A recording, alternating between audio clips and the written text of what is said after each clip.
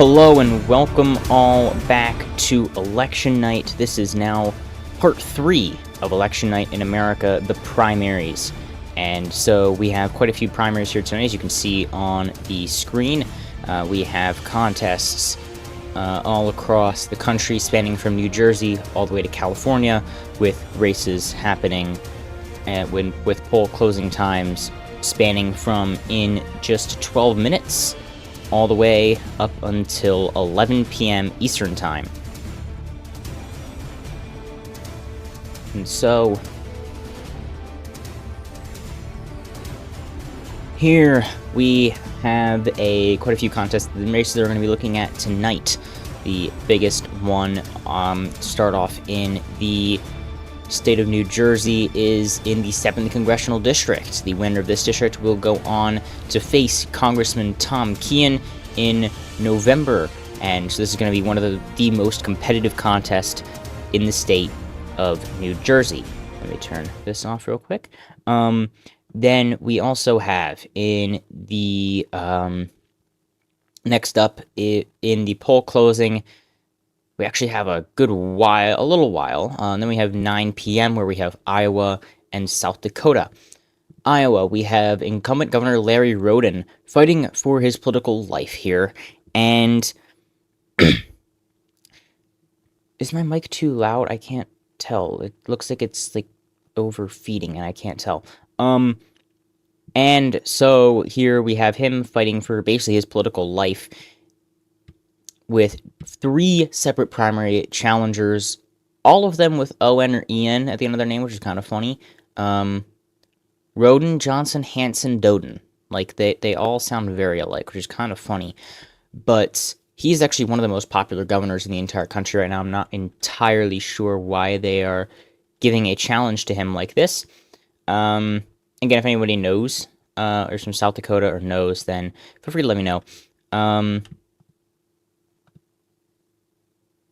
Why is the chat thing not loading? That is not helping. There we go. And so here, obviously, we have... Why is it on poor? This is annoying. There we go.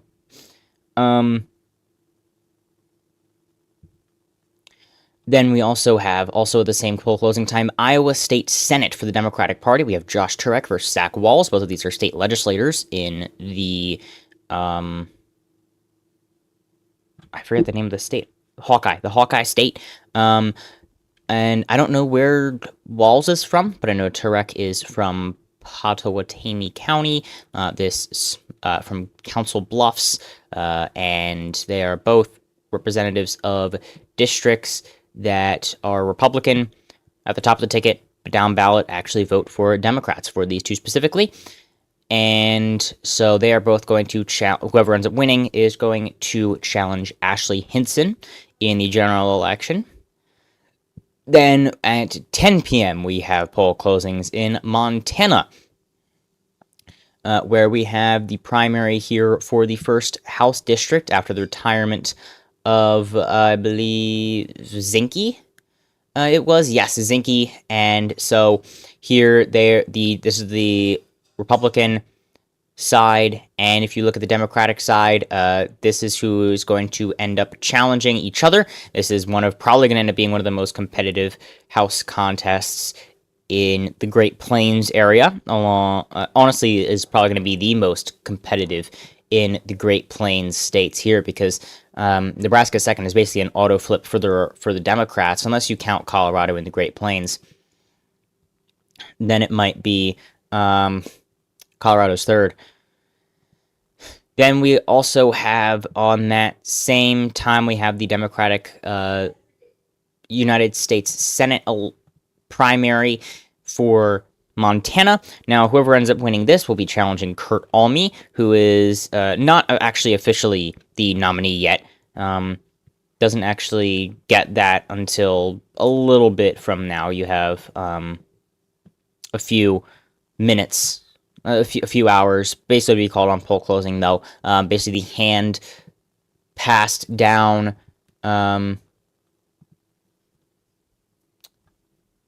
successor to Steve Daines, who won by 10 points in 2020 against, at the time, incumbent Governor Steve Bullock. And so definitely favored. Montana is very right trending at this point, and so it's not necessarily going to be any very strong.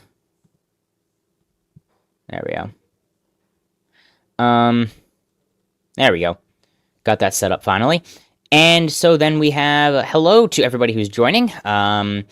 We are waiting just 6 more minutes until the polls close in the state of New Jersey. And then we are going to start off the third round of primaries in 6 states across the entire U.S., starting in New Jersey. Then we'll have poll closings in Iowa and South Dakota. Then we have Montana, Iowa, South Dakota, and New Mexico all close at 9 p.m. Eastern. Then we have Montana, which closes at 10 p.m. Eastern, and then California, which closes at 11. And we probably will not be able to make any projections in the California governor's primary contest because California counts votes very, very slowly. It is basically the most slow counting state in the entire country. And this is a special election. I don't exactly know how they do things. I guess this is I guess it's the primary. So there's another top 2 primary for the 2026 California U.S. House special election here, which is kind of weird considering that at this point I think it wouldn't even be worth it to hold the election in the first place. Because here's the normal one. They're having both on the same day. Can you be on both ballots? Yeah, Audrey Denny is on both ballots, so that's kind of funny. What would be interesting is if a Republican narrowly somehow squeaked out a victory here, but then loses re-election in the normal to somebody who wins on the general election ballot here for the one in... Oh, wait. Hold on. This is the old version of the district. So, it is almost certain that a Republican will end up getting the most votes here, but this is the new district, the one imposed by the Proposition 50. So this one is much more likely to end up having a Democrat end up leading in the final count. So it is almost certain, actually, that you will end up having a Republican win the special election here that could then lose the general to somebody who happens here. So there's a chance that, for example, Audrey Denny will lose in the primary, in the special, but will win in the primary for this one here.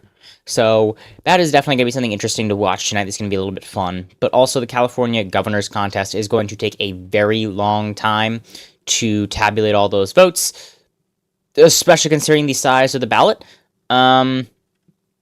But as of right now, the 4 biggest names are Xavier Becerra, Tom Steyer. Bro, I already have an account. Oh my word. It literally just signed me out right in front of my eyes. That is so rude. Yes, this one, thank you. And so the biggest ones are Becerra, then Tom Steyer, Steve Hilton, Chad Bianco. Originally, it was looking like there might be a Democratic lockout in the ticket here, Chad Bianco and Steve Hilton. Duking it out at the top of the ticket, which is really the only real way that at this point in time you could have a Republican governor of California. But now it hasn't really seemed so. Trump endorsed Hilton, and Bianco's support has kind of dropped since then. Steve Hilton has gained in the polls, and almost certainly Xavier Becerra is going to make it to the general election. The question is, who will he be fighting up against, Tom Steyer or Steve Hilton? And there is a chance that it could be Tom Steyer v. Steve Hilton. It's not 100% sure. I guess that's a lime. I don't know. I don't know why. But I mean, yeah, it's kind of interesting to see how this has changed. I mean, Katie Porter, for example, was the clear front runner, and then she had scandals with domestic violence and treatment of her employees very poorly. You had Living for God Demott. Went and changed his name and everything. That is commitment. Then you had Eric Swalwell, and then his scandals came out, and he dropped out and retired from Congress early. So obviously things have changed very quickly. We don't necessarily know how things are going to go down tonight, but those are the main contests. You do have some in New Mexico, but it's really not going to be too interesting. You really just have, I guess, the second U.S. House primary, which is the southern one. This is the one that's the most Republican friendly. This actually has been held by a Republican as recently as 2020. And then the Democrats redrew the map in 2022 to be more favorable to them. Yes. Vasquez only narrowly beat Harrell after Harrell was the representative.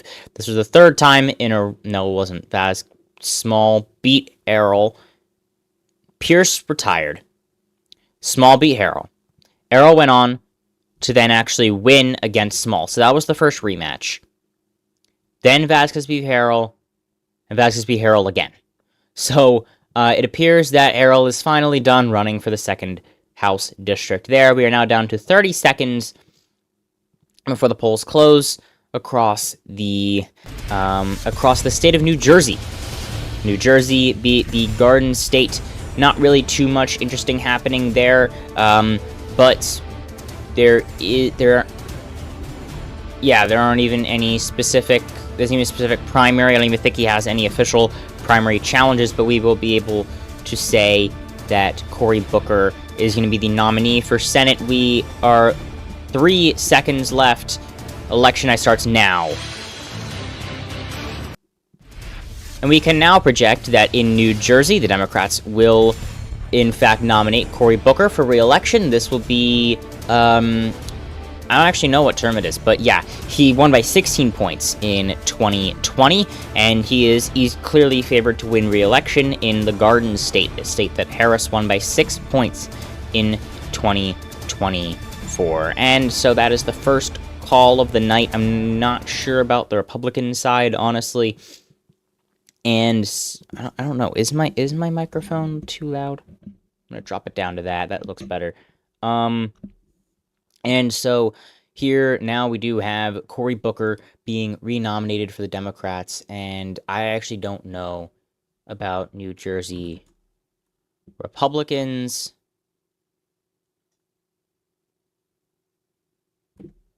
They already have. I guess they don't have any prime.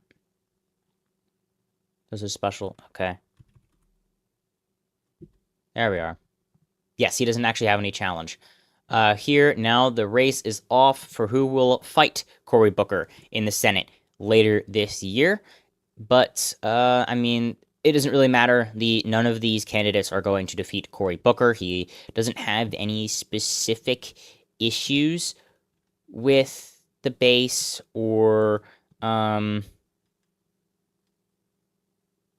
you know...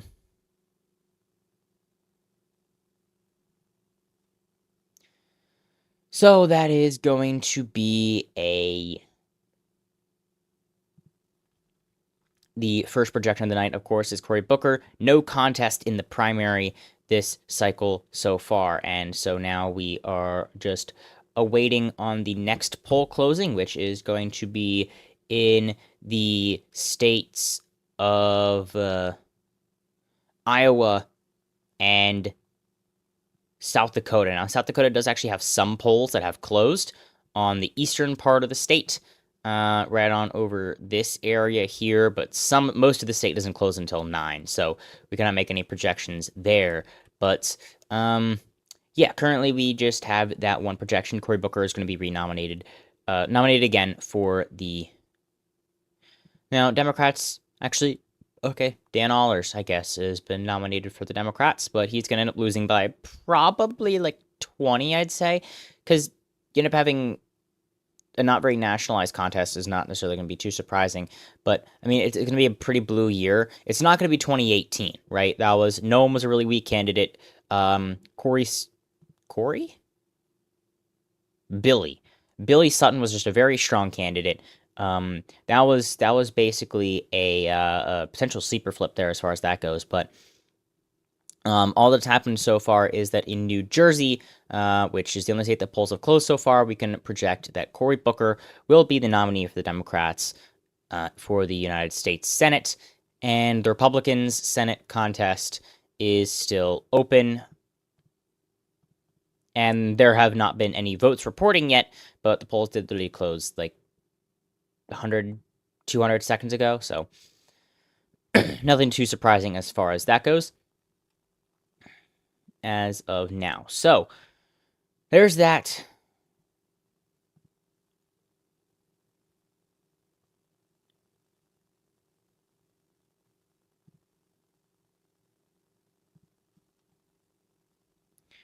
So here, all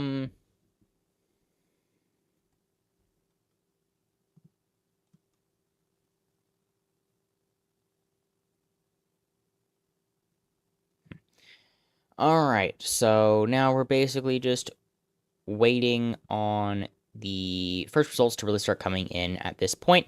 There's not really much to say as far as New Jersey goes. Generally speaking, it's not necessarily one of those competitive contests. The more interesting thing that we're going to be waiting on is definitely going to be the first big competitive, consequential contest. Competitive whatever, is going to be the Democratic primary for the Iowa State Senate, or United States Senate, and because Republicans don't even have a competitive primary here, Ashley Hinson's easily going to win the nomination. They're Trump endorsed as of last night and such, but you end up having Turek v. Walz. Turek is actually, in fact, favored. The markets are probably right as far as that goes, which you will not hear me say very often. I generally try to avoid those. And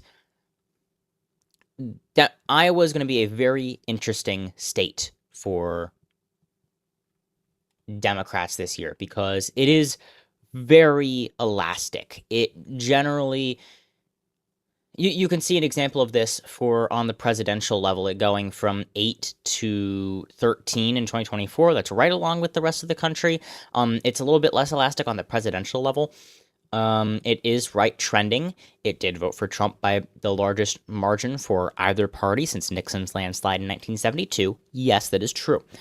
But when you're looking at how elastic it is, oh, look, Trump just won Iowa for the first time, and he won it by 9.5. There is no way. And if you see, that's how much Obama won it by in 2008, and it wasn't even close to a wave year. That is the largest margin, basically, since 1996 for Clinton. Democrats are done in Iowa. And then 2 years later, the Democrats win almost all four. J.D. Scholten comes 3.25 points away from de-seating King in the 4th District. Almost win all four. They win 3, flipping 2 House seats in Iowa. And they win the generic congressional ballot by 4. 4 points.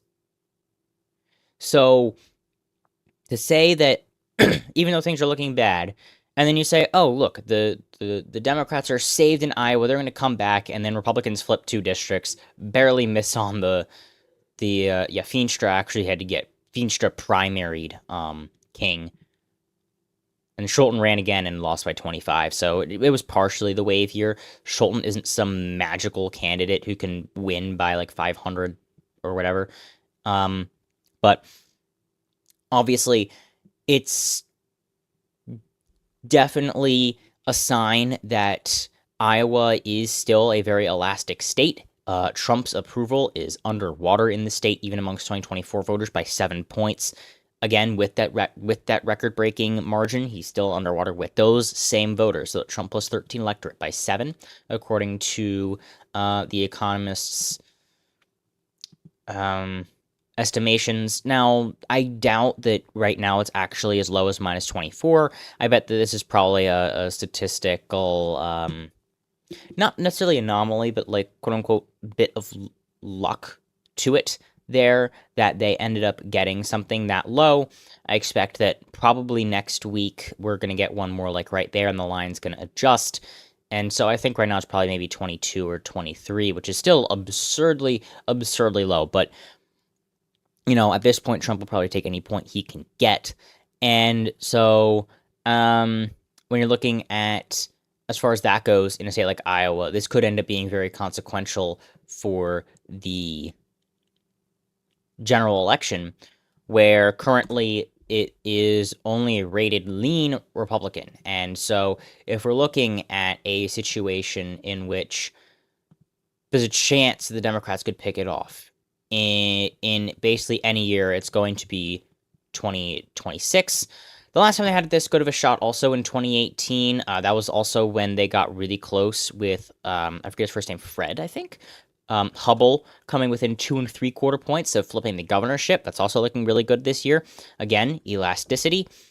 And for Senate, I don't think it was, yeah, I didn't even have a Senate contest that year. So that's actually kind of disappointing because I wanted to see how that potentially compared. But yeah, if we're looking at a Senate map here, honestly, I don't think that the outcome of this will necessarily change it enough to where it'll, not necessarily like not matter at all, but I don't think one way or the other it'll drop like to tilt or go up to likely no matter which candidate. They are both very strong candidates. They are both legislators in, again, areas that are Republican at the top of the ticket. And so with that, we have the, a very important for the Democrats that they managed to get such a strong potential top of the ticket. So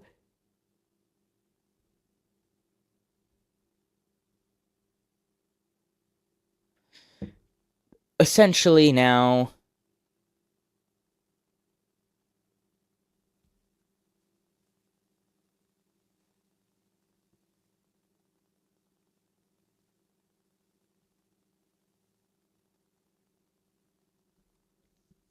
okay, basically Congressman Tom Keene 3 hours ago reaffirmed that he's in fact running for re-election. But oh well. Yeah, turnout is going to be down. But mostly on the Republican side. That's just how propensity works at this point. It used to benefit Republicans. Just take a look at 2010. See how devastating that was for the Democrats because those low propensity Democratic voters didn't show up. And also the swing voters went from like supporting Democrats by 20 to supporting Republicans by 20. Not quite that far, but yeah, it was brutal. But when you have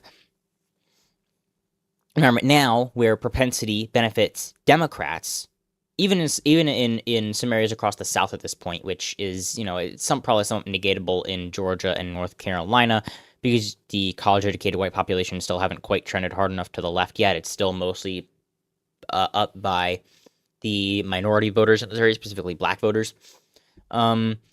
Then that there's still some question there as to how that could affect those races, but low propensity voters are generally Republican, so lower turnout elections generally benefit Democrats, especially this year.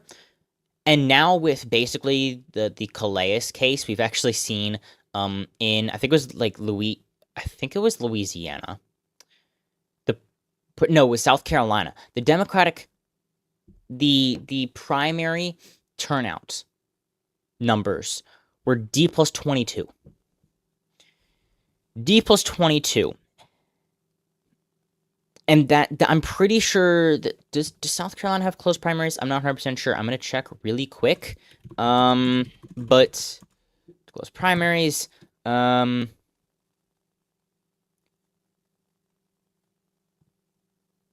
beginning January 1st, 2027, only an elector registered as a member of a certified political party may vote in a partisan primary election. So apparently they don't this year, but they will from now on. So that does actually show a little bit.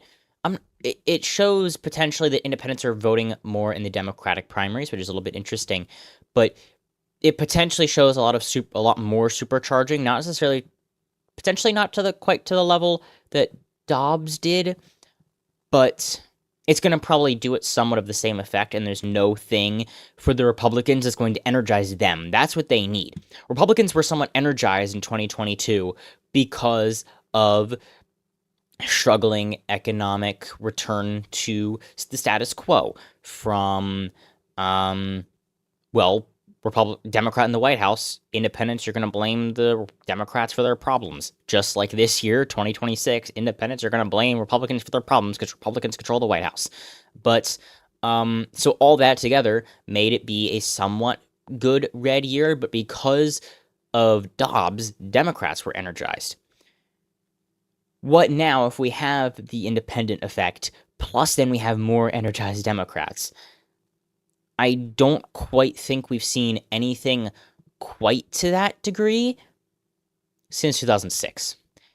And that, I mean, definitely we're not going to see anything like 2006 again, right? Democrats are not going to win probably any House seats in Arkansas, much less 3 of the 4. Democrats don't win rural areas anymore, right? Like 2 of 3 House seats in West Virginia. Oh, hello, Capito. Were Democratic. That's not going to happen. We're not going to revert back to old coalitions. Oh, wow, look at that. Nevada only had 3 seats. But, hello. But as far as coalitions are, as far as energy goes, there is definitely a chance that we may have some level of, yeah, that's insane, right? Like the Nova seats being Republican and then the far western rural one being Democratic. That's like, this was 20 years ago. The coalitions have legitimately shifted that quickly. But again, this is probably the closest that, oh, is that the Hinojosa? There's Quellar still. Oh, looks like they had, they have, primaries kind of like Louisiana did. No. And so, wow. And yeah, Republicans aren't winning 2 of the 3 seats in, oh, there's Udall, in New Mexico either. But when we're looking back as far as the closest similar thing that we're looking at, right? Presidential approval rating, Bush was in the gutter. Energization of the base, that definitely made Democrats very energized to show up and vote. And the incumbency, yeah, both blue Dakotas, yeah, it didn't, they survived 2008, and then both of them got nuked in 2010. The fact that, oh, look, that's Kristi Noem. She only won by 2.25. If that doesn't show how bad of a candidate she is, I don't know what does. And then Berg winning by about 10, and then once 2012, they won by, oh, Kramer. Then 2012, 2014, they win, Noem wins by like 30. 2016, then it's completely solidified at that point, and you're looking at relatively normal numbers for the Republicans in a lot of these states. And now we're looking at more normalized coalitions as far as the modern day goes, other than the moderate DFL, the 2 that held on there, current governor of Minnesota, Tim Walz, and Nolan and Peterson all holding on. And then 2018, the coalitions basically flip here. Both of these are retirements. Peterson survives in 2018, loses in 2020. But yeah, both of these are flips, but neither of them is because of a loss. Not a single Democratic incumbent lost re-election in 2018. Not one of them. Every single flip that the Republicans got, which are literally only in 2 states, Pennsylvania and Minnesota. These 3 in Pennsylvania are because of redistricting, right? And Democrats actually ended up netting seats because this was a Republican gerrymander put in by the Republican legislature that then when Democrats flipped the Supreme Court in probably 2017, they struck down this map and instituted a fair one that then had this. And so Democrats netted, that's 3 minus 1, 2, 3, 4, 5, 6, 7. So 4 seats. They netted 4 seats in Pennsylvania. They won the pot by 10. Wow. And so then, and in Minnesota, both of these are retirements. Tim Walz retired to run for governor, and Nolan retired. I don't know. He might have just retired. But legitimately, other than that, every single flip is Democratic, which honestly just shows how unified coalitions are these days. Coalition shifts. Because in 2006, Georgia's third actually flipped Republican. And that was probably a struck down map. Yeah, that's so much cleaner, and that's almost certainly a gerrymander. So yeah, it looks like that the only flip in 2006 was also due to redistricting for the Republicans. So I mean that's just this just doesn't look right. The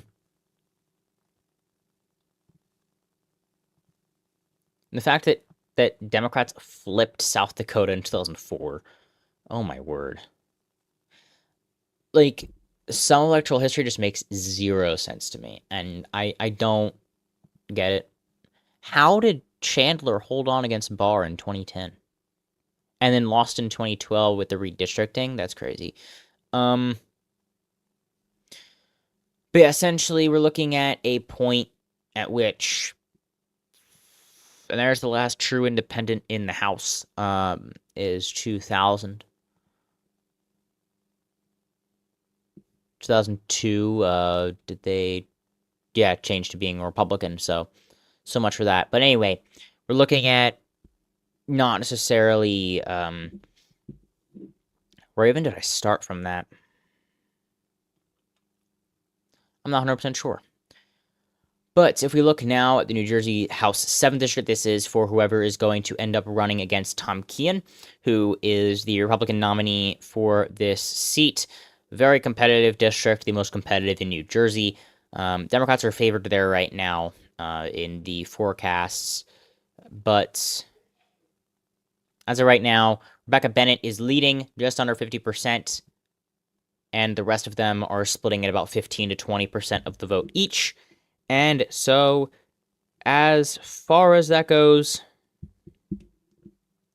that is the current standing of things in the state of New Jersey, which is the only state that polls have closed in so far.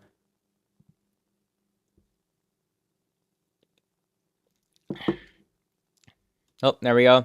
Union County, which is the most Democratic county in the state, or I think the largest by net votes, maybe? That's Essex. Essex County is the largest. I think it used to be Hudson once upon a time. I think once upon a time it used to be Passaic. Back before the huge urbanization shift. No, it's been Essex for a long time. Okay. So, okay, they just called it for Bennett. Not necessarily surprised there. It doesn't look like anyone else is necessarily doing anything specifically strong. And so, as of right now, honestly, it doesn't look anything too...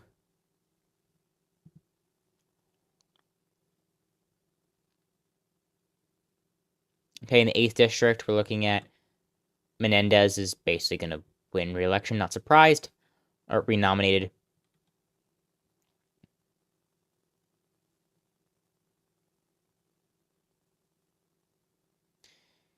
He's probably going to end up winning nomination even against the unfortunate name recognition from, I believe it's his father, who got actually...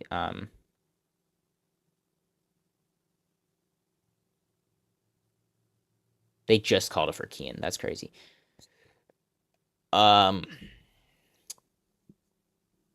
Where you're looking at...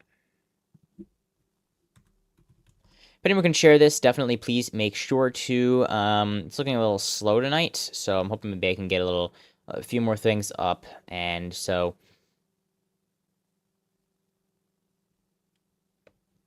Currently in the 7th, and looking in the 12th, this is the one that kind of spans across the central strip of the district, the more suburban-ish regions between New York City and Philadelphia, spanning through Trenton. And so from here, that is going to be the biggest Focus points are probably going to be Mercer because you have having what is this district shape? Who designed this?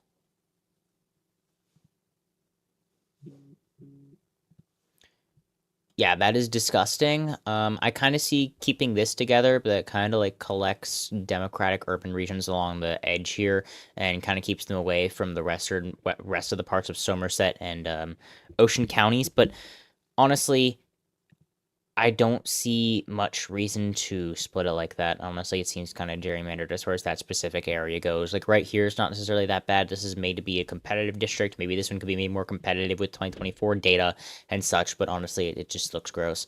Yeah, we have here Mercer. Somerset is only 19% in, so we're looking at probably like 4.5% in right now. And so New Jersey House 7, yeah, they called it for Bennett. There's really not much going on right now. South Dakota governor, not a single vote has come in yet. Polls have closed on some of the eastern counties, but it's really not going to be any specific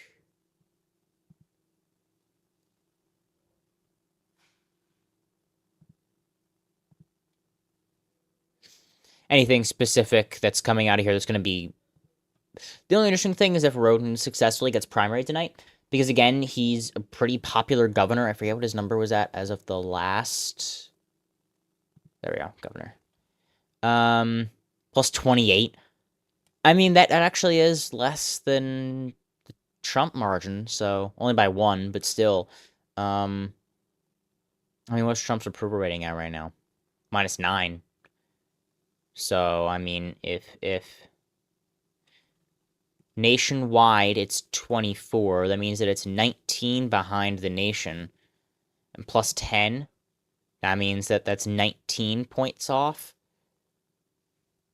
I forget exactly what kind of math I was trying to do there, but I was going to kind of figure out how much it should be I was going to try to estimate the amount of true Democrats versus true Republicans in the state, but just based off of one polling thing, it really isn't going to help that much, so honestly, not very,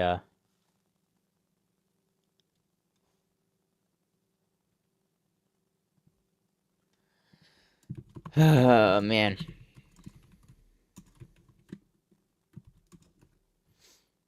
Anyway, not completely sure what we're going to be doing for the next, like, hour or so, because there's nothing super interesting. I mean, we're actually already down to half an hour now, so, because then the polls are going to close in Iowa, and things are going to get a lot more interesting once polls close in Iowa. At that point, we have the polls closing in Iowa, and so Iowa is going to be the first big state they're going to be looking at, specifically on the senatorial level. We have the retirement of incumbent Senator Joni Ernst, who won by 6.5 points in 2020, somewhat of a weak candidate, retiring after she made some controversial comments that made people very not happy. And so from that,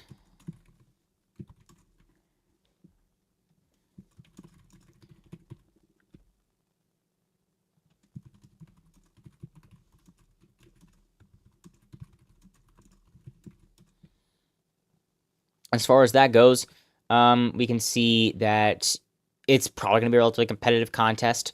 It's going to be bluer than it was in 2020. And also, if you have relatively potentially strong candidates, we're looking at both state legislators, Josh Turek and Zach Walz, potentially being able to be in that seat. And so I think this is probably going to be the first real big projection of the night if I had to make an educated guess. So, if I had to make a guess right now, it's going to be the race in Iowa obviously for the Democrats, because we know that Ashley Hinson is going to be nominated for the Republicans. It's not going to be called right away, but it's almost certain that it's going to end up being,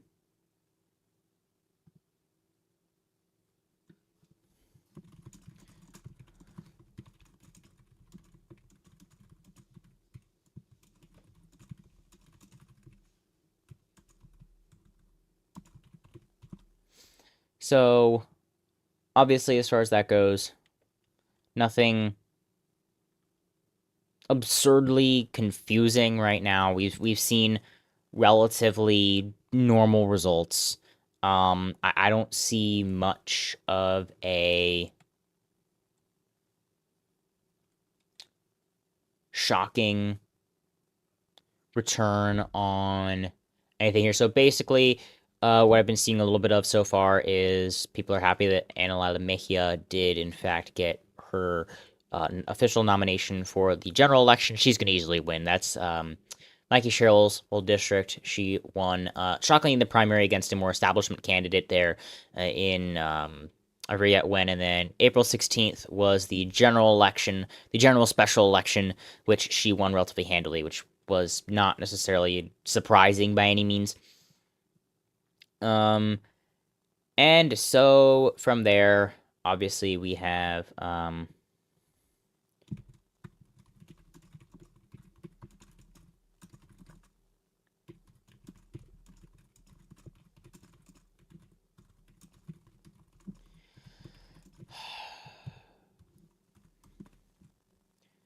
so more or less,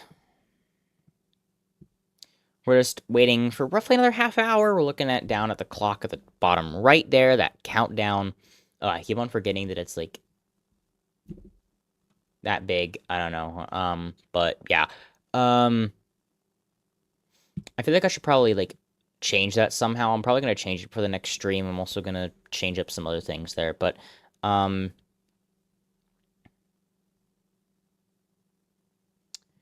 100% sure. I'm gonna. How do I want to do this? I'm not 100% sure. The clock is kind of nice, but I'm not necessarily sure because I have to keep on like making the window like visible on my screen for it to update, which is a little bit irritating.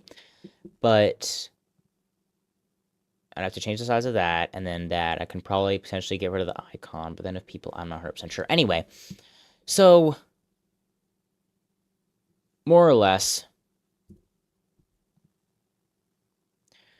the biggest things we're going to be looking at is, again, going to be in 1 hour. We're going to be looking at Iowa. We have some poll closings across the eastern chunk of South Dakota, but literally not a single vote has come in yet. It's not necessarily a slow counting state. I just think they are probably waiting for 9 p.m. just so they can, wait for the rest of the state to start reporting too. So we might get a little bit of a vote dump out of eastern South Dakota at 9 p.m. Eastern. Incumbent Governor Larry Roden is potentially being primaried there. Go to Iowa. Iowa's also closing in half an hour. The big contest there is going to be the U.S. Senate nomination for the Democrats, right up at the top of the list here on my watch list, between State House Representative Josh Turek and State House Representative Zach Walz and State Senator Josh Turek. My bad, got him mixed up. Both of them are Democratic legislators of Republican districts at the top of the ticket. And actually, I am going to pull up the maps. So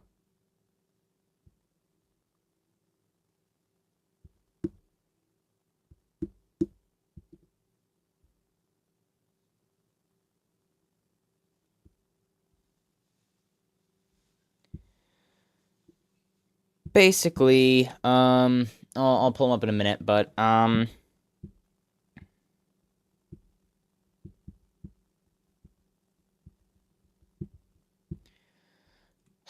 both of them have very strong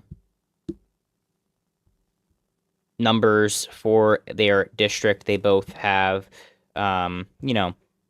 districts that are, I believe, both of them are Trump won districts at the top of the ticket.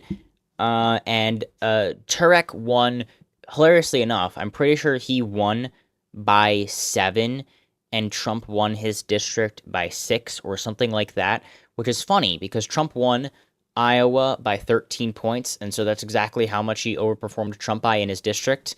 So that's kind of a nice balance out there as far as that goes. That's been a nice balance point. And so from that,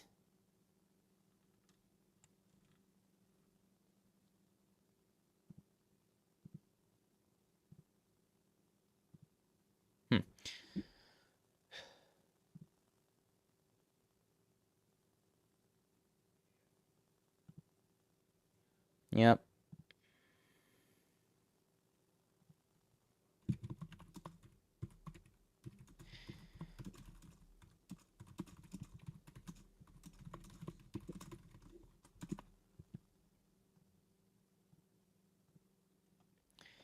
Again, really just waiting for another half hour to start the stream for New Jersey.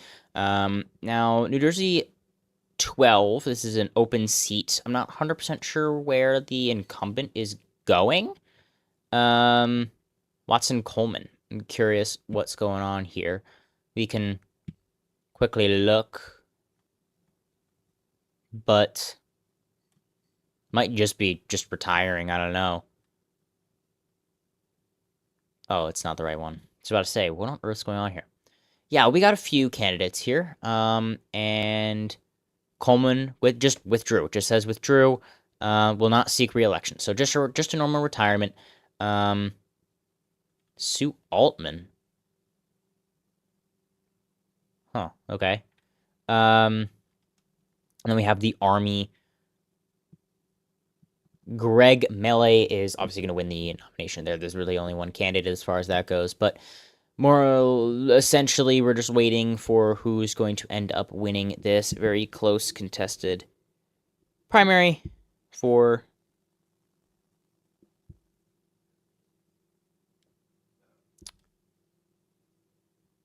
this race. But whoever ends up winning is this is basically the general election, more or less, because it is a very strong Democratic district. Democrat Watson Coleman won it by 25. Harris probably won it by about 20 points. Oh my, hello Iowa. Probably won it by about 20 or so. And so that's going to be an easy win for the Democrats. Not going to be contested. Not going to be...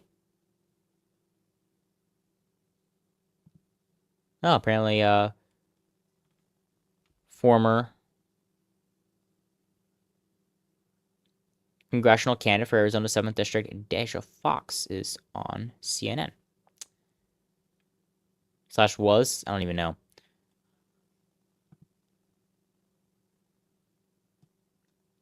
All right, and so trying to find anything on here, but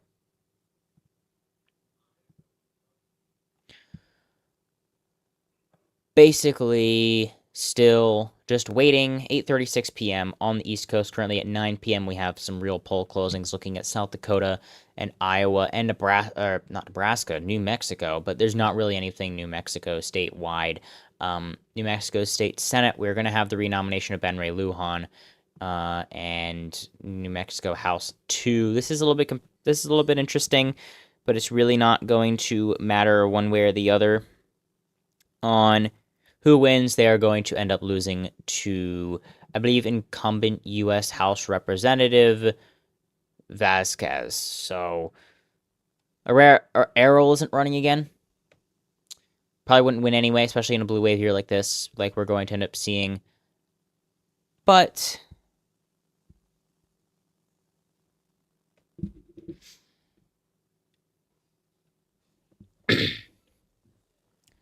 basically, it's just a waiting game.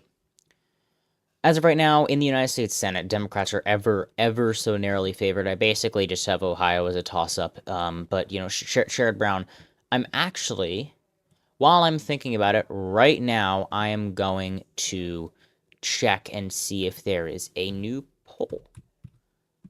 6, Ohio Senate. Boom. My bad. Are there any new polls? No, there is still not a new poll. So then I'm going to narrowly still have Brown in the lead. If there is like any new poll that even has, if that has Brown down by this margin, immediately it's going to tilt to Houston, because Brown doesn't have the poll momentum that he needs. He does have endorsement momentum, but he doesn't have any polling momentum, and he needs polling momentum to be able to look like he's going to win in November. Otherwise, Houston is going to end up securing the seat, and that is going to end up meaning that Republicans will hold on to the Senate, unless James Talarico pulls out a shocker in Texas. But again, Those are kind of questionable. Ohio still sitting at tilt Democratic for the moment. For the moment. And we got a good while left. I will be streaming until after midnight tonight. So we got 3.5 hours left at least. I'm probably going to be cutting it right about then, though, because there's no real reason to keep waiting for California, considering they're going to, according to some estimates, have only half of their vote counted by 8 a.m. tomorrow morning, because it's California, and why not? They're the worst state at counting votes in the entire country, hands down, not even close, not even a contest, not even anything. While we have free time, let's go ahead and look at some general. Let's look at a general overview right now and see what we're looking at. So, this map does not have the new maps plural in Louisiana or Alabama. Those are two gains for Republicans, but here we're looking at basically, I mean, these are a little bit questionable as far as that goes. I think that's probably going to be a little bit there. Those three are the ones that Republican vote sinks. Something else could probably go out there. That's a safe seat. Then you probably have like something like that. Potentially getting a little bit closer, getting questionable as far as that goes. These are basically all going to end up being safe. You could potentially end up having some kind of crack like we saw in 2018. Nothing that's going to end up being like, oh, Democrats were so close to getting it, but more like, actually a likely margin instead of, something like a, anything,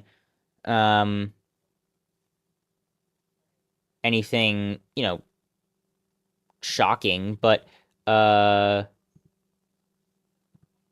it's definitely going to be interesting to see how close Democrats can narrowly manage to squeak in some of these districts.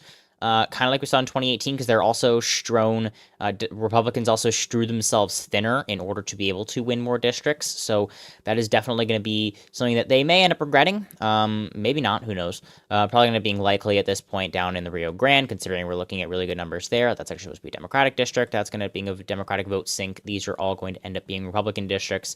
Then we fill up the South. I did not mean to do that. That potentially might end up being likely. Depends on how good the margins are there. I think, honestly, that's not going to really end up being that strong because Kendra Horn isn't even going to run there again. And potentially having a lean district there as far as that goes. But depends on how strong you end up having a performance for Sherry figures, I think. Then you end up having probably a relatively strong performance for the Republicans across the state of Georgia. Potentially end up having some drops down in margin along the eastern coast there, but nothing absurd. Potentially have something a little bit close in Nancy Mace district. Depends on how strong of a challenger the Democrats can put up there. The primaries, I don't remember if there's anything specifically that ended up finishing there or what. This is going to be a very interesting part of the country. I think that's probably going to be going pretty strong for the Democrats there as far as that goes. I'm pretty sure the incumbent's actually running in this area in the new Florida's 9th. Soto, I believe, is running in this district, so potentially going to be making things a little bit competitive. I haven't specifically looked at the partisan balance anytime recently. I probably should. Again, let me check if... Nope, it's still not back. All right, cool. Awesome. Bean's probably not going to be doing too particularly strong. Luna's probably going to do a little bit weaker, but I could potentially see this one holding on. Again, I have to look at the partisan districts here. Salazar is probably going to struggle, but I don't really necessarily see her losing. And something potentially like that in Florida. I have very low confidence in my rating in Florida right now. Looking all across Tennessee, these are basically all going to end up being strong. I think these three are probably going to end up only being likely for the Republicans, but not necessarily anything that's going to be, concerning for them by any means. Look up at some of these districts here. I think as of right now, narrowly still favored. Looking all across the state, I think that for the most part, these are basically all going to start to break for the Republicans there. I don't think they're actually going to potentially win any of them by a safe margin, but that the fact that none of them are by a safe margin, but they're holding all of them shows you how strong of a gerrymander it is, and it's very well done by the Republican Party there. Kiggins is probably going to end up losing. That's a safe district, safe. Those are probably end up going to be safe, and then potentially something a little bit more competitive in these two districts. Whitman potentially being in a little bit of trouble there. In Virginia, Andy Harris probably going to end up winning re-election there. Those are probably all going to be being safe in that area. Now, as we're talking about the safe districts in New Jersey, you can see that probably all of these are going to be being safe. Kean, I'm not really sure. With his health issues, he might actually now end up doing a little bit worse. Maybe he'll end up getting a sympathy vote. I'm not really sure. We'll have to see how those polling numbers show up. This is an Ocean County-based one, very Republican, large vote-netting county in New Jersey, easily going to go safe. Van Drew likely maybe lean. It really depends on how strong of a night the Democrats have. I really struggle to see Fitzpatrick losing all of these. Yeah, retirement down in the area down here. I believe Evans is retiring, but yeah, Scanlon, Boyle, Dean, Holohan, Lee, all going to win re-election. Summer Lee is actually honestly a terrible candidate. Deluzio easily going to win re-election. Probably going to end up flipping all of these seats. This one's going to be a little bit less, a little bit redder because it's a little bit just redder a little bit just redder based on PVI. I think this is probably going to end up being the year that Perry ends up losing. Honestly, I think it's probably going to end up being more than that anyway. And then you probably have more or less safe districts for the rest of the state. They're just too red at this point to really show much. Actually, the least red of them is, in fact, narrowly the 11th at 26, so it's really not going to matter one way or the other. Finishing up here, looking at these, I really only see these three going Republican as of right now. Probably by a relatively strong amount, though. I think Mike Lawler right now is narrowly going to lose, just because I don't think he's going to be able to overperform enough in a very strong Harris environment. He only won by 6.3 in like a Harris plus 0.2 environment. I think that if it's like a Harris plus 7 environment, he's going to end up losing. You end up having probably a little bit worse of a time there. The Loda's definitely one of those sleeper flips. You end up having the Staten Island district is definitely going to end up being safe for the Republicans, though. You end up having probably all safe districts all throughout the New England area for the Democrats there, potentially only having a likely district in New Hampshire's first, considering that we have Chris Pappas retiring there. Looking up here, potentially going to end up holding it just because of the national environment, which is going to be a huge win for the Democrats as far as that goes. Why did I skip these? Probably going to end up having a lean district here in Texas, 32nd, I guess. Okay, this is a little bit of a high Hispanic seat that may end up trending or shifting really hard to the left. Honestly, right now, based on incumbency, I think it's going to go pretty well. After the results of the primaries that finally concluded in Texas, after the runoffs were done, 35th district probably going to end up going for the Democrats by a slight amount there. The 23rd district, I think, is honestly narrowly going to go for not Herrera. Yeah, Brandon Herrera. Hawaii there. We end up having all of these end up being basically safe Democratic seats all across the state of California, which we will be having more results coming in for those later tonight. Some of them might end up being likely, not 100% sure, like maybe the 45th, that's trans seat there. Very narrow flip there. Gray seat is basically dissected, though, so I think it's going to end up doing pretty well. Maybe with Valadeo doing pretty well in the 22nd, maybe as well. These are potentially all going to end up being likely or maybe even safe, depending on how strong things go in the state of Nevada for the Democrats. End up looking at that right there. Crane, I think, is narrowly a sleeper flip as far as that goes, only winning by 9 points. You end up having Schweikert and Siscomani's seat. They're both retiring, probably going to end up flipping to the Democrats. Democrats might end up having a really strong night in the state of Arizona. Again, Montana's first really depends on who ends up winning tonight. These are probably all going to end up being very strong seats for the Democratic Party all across that area there. You end up pouring into these seats in Colorado. Not necessarily sure if Hurd is going to end up losing. Boebert might not. I'm not 100% sure how strong it's going to be going there, but almost certainly going to flip back this seat in northern suburbs of Denver, and Crank is probably going to do not superbly well. There is a chance, not very high, but there's a chance that Democrats could sweep all of the House seats in Colorado this year. Probably going to end up looking at something like this in Nebraska, potentially something like this in Kansas, probably more likely narrowly staying by a safe margin in Schmidt, that's only a 6-point shift. Maybe it'll end up being something like that. You end up probably having something like this in Missouri, looking in Iowa, probably something like that in the state of Iowa later this year, looking at not this. Give me a second. I got to fix the margins. Yeah, 17 and 16. You're probably going to end up looking at only likely margins that are expanding, especially with how well Klobuchar is probably going to do. And again, if you're just joining us, we are just waiting for the polls to close in Iowa and South Dakota and New Mexico. Not really anything New Mexico, though. So in the meantime, we're just filling in these maps real quick.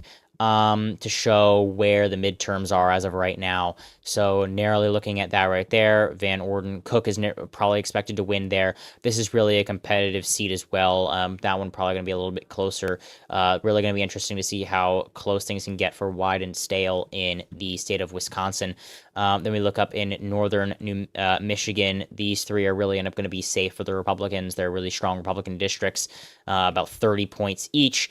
Huizenga is right about like the tipping point for where things are stand right now. Not tipping point, but for where things stand right now for the Democrats in the House is basically his seat's a toss-up based on the expected national environment. Then you have John James' seat potentially going to flip back, heavy working class area that's really going to be strong for the Democrats there. The Democrats have the House. I'm going to give the Republicans their 3 seats in Illinois. Then you have probably all of these seats all going safe. You end up having these 2 here. You have, I believe, Sparks District in northern suburbs there. Sparks, yep, probably going to win by likely margin, if anything. Get some of these seats in here. These are going to be a little bit more interesting in some of these areas. Nope, wrong one. That's easily going to be safe for, I'm blanking right now. Honestly, I do think as of right now, just from the national environment, I do think that Marcy Kaptur does have 1 more term in her, probably going to lose in 2028, though. Landsman probably going to win pretty strongly there, easily going to win there. These 3 are going to be somewhat interesting, though, potentially end up getting a little bit more contested as we get a little bit closer to Election Day. And that is the current map 232 to 203, which is actually insane. The Republicans are still getting over 200 seats considering the national environment, even in this, is like D+8. If you look at the last time the national environment was D+8, aka 2008 or 2018, Republicans had 200 seats, so they basically only have 3 more than they had in 2018. So obviously, definitely a potentially interesting contest coming up in November, and Democrats are going to have to reach out to some pretty insane seats in order to be able to pull this off. And then we go to the final thing, which is going to be the governors, and so this is going to be the final thing that we're looking at here. We do have, specifically what we're looking at is South Dakota's governorship contest. Larry Roden potentially going to end up being primaried. Those results are coming in about an hour. Why is that named Republicans? I do not understand. And so, as of right now, Democrats are favored in quite a few contests. And so, yeah, there's quite a few safe contests for the Democrats in a lot of these states. You end up having a few anomalies, notably Minnesota, New Hampshire, Vermont. Quite a few of these could end up being somewhat interesting based on how things go later in the year, depending on how polls keep trending. But as of right now, I believe the results are like this for the current. There we go. For the current map, 27-23, continuing trajectory towards the Democratic Party. Again, it's really going to come down to who ends up winning some of these primaries later tonight. But, yeah, it is, oh, wait, no, this is not the Senate. Never mind, that's likely. And so, yeah, the main change from the last official projection update is going to be on the side of, Michigan, where Mike Duggan dropping out definitely helps Jocelyn Benson essentially secure this. It could end up going closer to likely as we get closer to Election Day. We do not have any head-to-head polls yet, but we do actually have a poll where Mike Duggan's support would be expected to go, and it does heavily go towards Benson. So that should end up helping there. So, as far as that goes,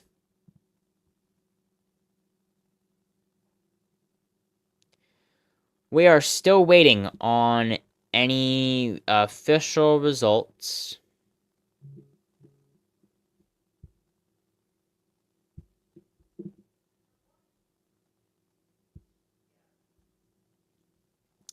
Out of the states of Iowa, New Mexico, and South Dakota. Those polls are closing, as you can see at the timer at the bottom right of the screen. Just over 7 minutes left. So that is going to be the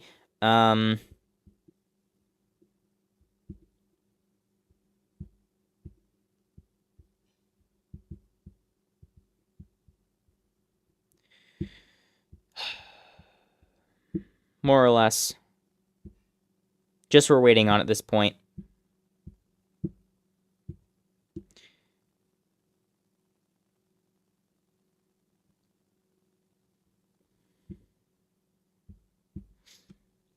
We're going to be looking into a little bit more into some of these contests as the votes start coming in. The first big one, of course, being at Iowa, where we are looking at a contested Senate between State Senator Josh Turek and State House Representative Zach Walz for the U.S. Senate nomination. The general election is currently rated lean Republican. Lean Republican.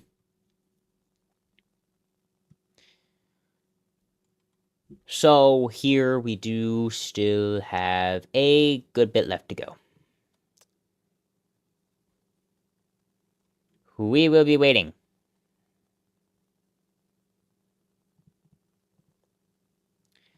In the meantime, feel free to ask questions in the comments. Let me know of races you want to see. There's not really much going on right now. Again, the only polls that have really closed are in New Jersey. Let me check, like, literally all of the races that are happening tonight. Civic API has, like, so much. This is our official partner. It's just, honestly, I do kind of like the DDHQ outline a little bit better. I like the style. It looks really smooth. 1,283.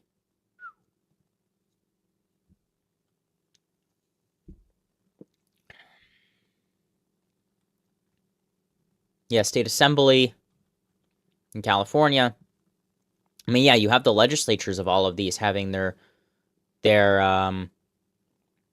elections as well. So more, yeah, it's essentially all just happening in all of these states, are all just, you know, elections everywhere. So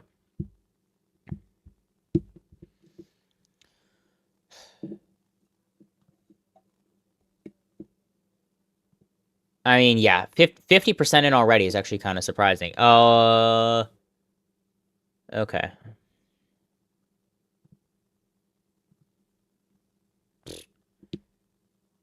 Union, middle, who even knows, man?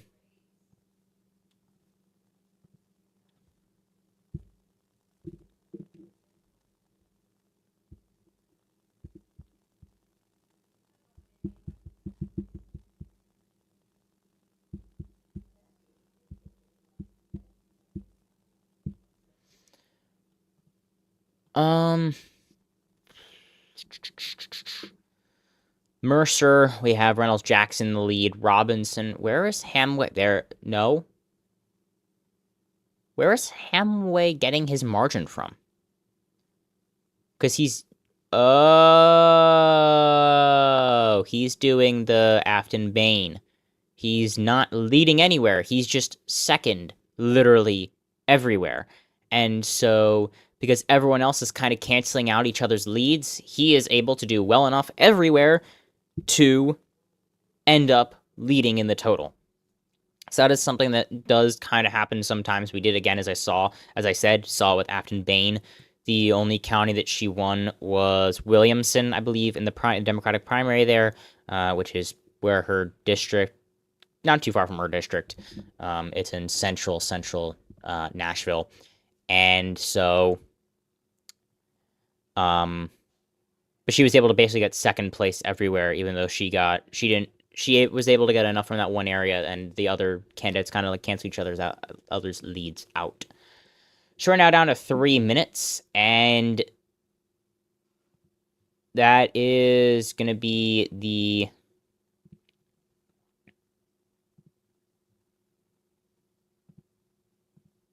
there we go.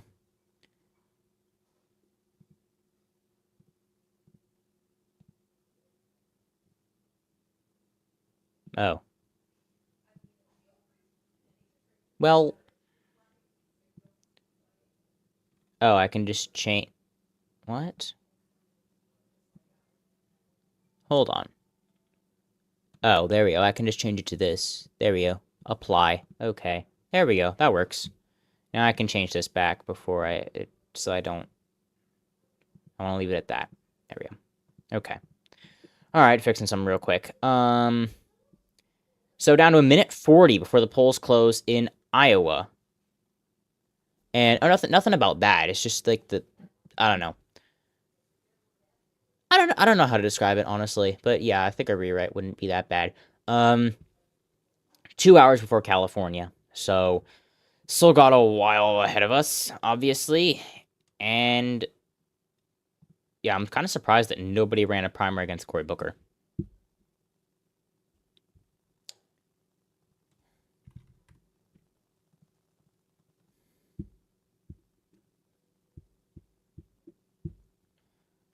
Okay.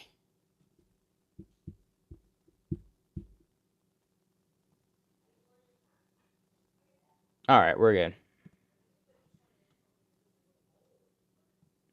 OBS just disconnected for a second. We're back. Okay. And so now we're looking at is... Can we maybe... There we finally go. Okay, finally got DRA working. Let me pull this up.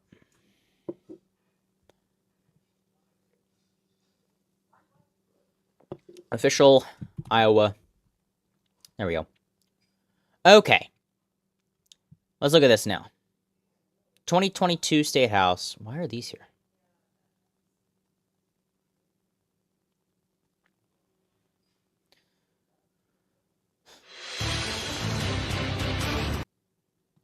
The polls have just closed in the states of Iowa, South Dakota, and New Mexico, and it is too early to make any true projections in any of the competitive contests as of right now. But the polls have just closed in those states, which means that things are about to get interesting. And there we go, just like that, we do in fact have a drops from some of these eastern counties, and Toby Doden is leading in the primary election for governor in the state of South Dakota for the Republicans. But we are definitely going to be waiting a lot longer for a lot more results, and the more interesting result is definitely right now going to be the drop from the Iowa Senate. Again, we're looking at the maps. I'm going to duplicate this so I can just... There we go. State House, State Senate. Again, I don't know where Zach Walz is from. Let me bump this up another hour, because we do have poll closings at 10. So, partisan lean. Down here, District 20, Central Council Bluffs. This is Josh Turek's House District. Donald Trump won his district by 8.2%. So there's that answer there as far as that goes. 19th, I believe, is held by a Republican, but this is Josh Turek's district. Yes, the residual river before it changed, and now you end up having a bubble of a state because the river literally moved. So Abbott Drive, you drive over dry land and just drive right into Iowa, right along the state line, and then right back out. So that's just what happens when you define state lines as rivers, and rivers change, but the state line doesn't. So the 20th, that's his district. Again, if we look at ew. Is it showing... Oh, yeah, why is it showing the state house as an overlay? That's disgusting. Why would you do that? Why would you do that to me? I can see the state house right here. Oh, wait. The state house is half the... I see. The state house is half the size of the state senate, and the rule is that the state senate districts encompass 2 state house districts. A few other states do it like that. Wisconsin's one of them. I believe it's 1-3 in Wisconsin. That's the other one that I know that does that. But yeah, okay, that makes sense. That explains why they had that line there. But yeah, where is Zach Walz from? Zach Walz. I cannot type. 43rd. The 43rd.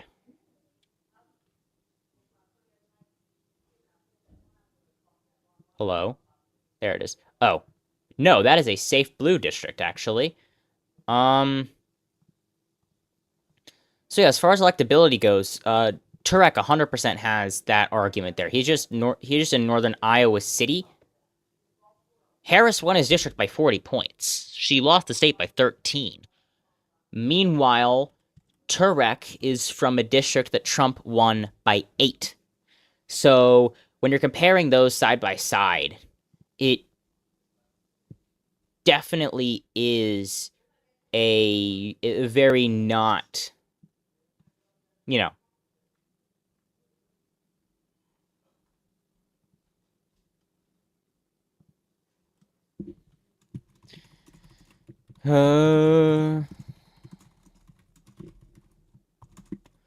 But yeah, there we are. The polls have closed in the state of Iowa, and so we do not have any results as of yet, but alas, we can wait. And so South Dakota governor is probably going to be the first call that we're going to be able to make here. Oh, did they retract the results out of Buffalo County? Minor is 100% in, and Hansen is leading by, wow, 6 votes. Crazy. But yeah, it's going to be... Okay, the fact that Roden is in last place is insane, because he is literally the incumbent governor of the state of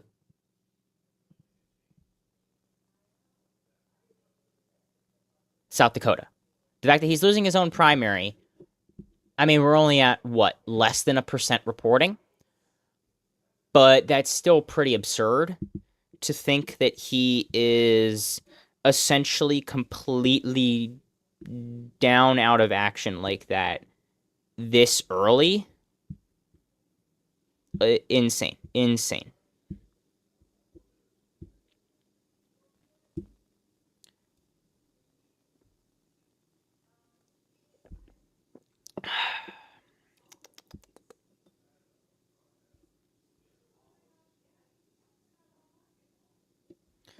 Alrighty, well, this is basically a pretty dead stream, unfortunately, but,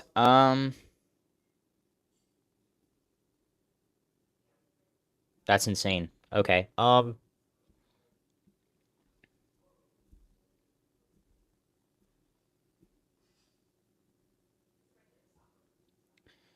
alright, well...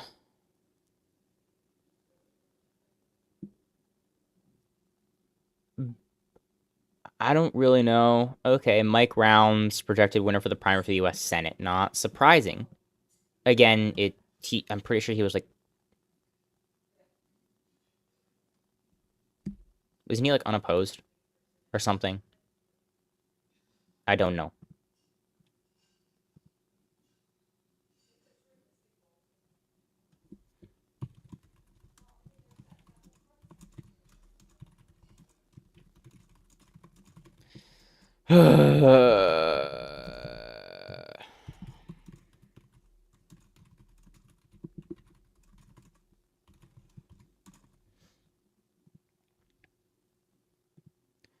Well, for the most part, we are just still waiting. Oh, there we go. The first drop, Josh Turek is leading currently 72% to 28%.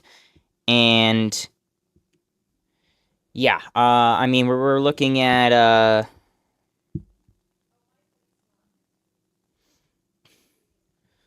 Dubuque, Lee, Carroll counties.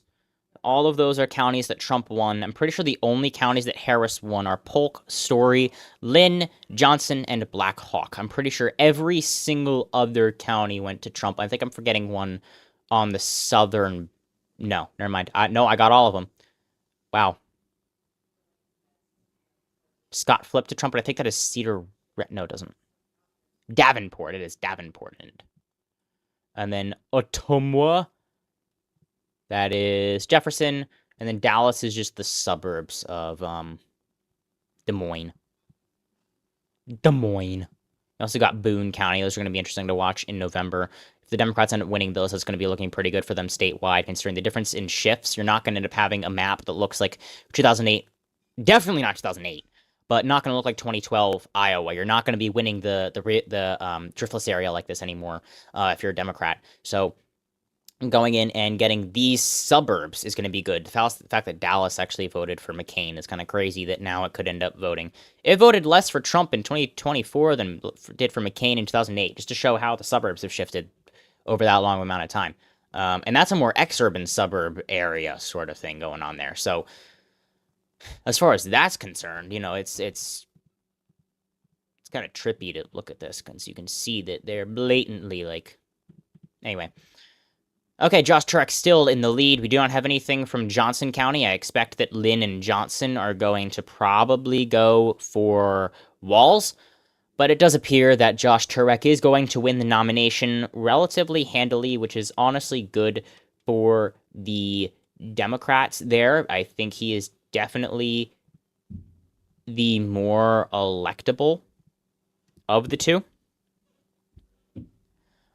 He has overperformed in Trump districts before, and essentially, yeah, I don't see much of a case for Walls. I think they are relatively both relatively strong candidates in their own right that have their own strengths. But the point is that it does appear that the better case scenario for the Democrats is taking place. Josh Turek is leading, and so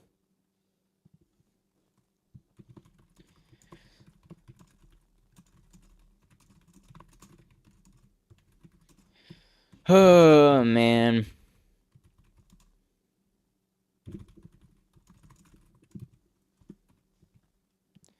Well, yeah, I honestly, I don't think that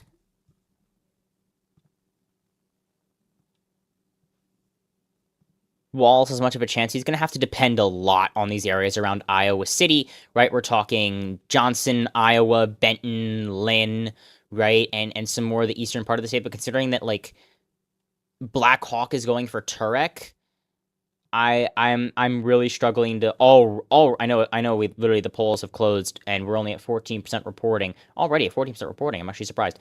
But I'm already struggling to see where Walls can win because it's basically unfolding pretty quickly. And so if we're looking at, where are the remaining votes? Oh, wow, a lot of Des Moines where Turek is winning, though. Johnson and Lynn, I mean, we're looking at that. Okay, that is like 35,000 votes. So, but if Turek keeps winning in more of these rural counties, then it's going to be over. It's absolutely going to be over. So, if the urban counties start coming in, I mean, Turek plus 31, Wall's only chance was to win the urban regions and have Turek win the rurals. If Turek is winning Polk County, that's almost, if he wins Polk and Story and Dallas and Boone, doesn't matter how much Walls wins Lynn and Johnson by, he's going to get outvoted by the Des Moines area. So then all Turek needs to do is run it up in the rurals and he wins. So it's already looking almost objectively bad for Walls with only, I mean, we're already about like 1/5 done. Iowa is counting very quickly. There's definitely a few more, votes that are going to take a little while to come in, but only 3% in South Dakota, though, which is crazy because it's such a smaller state.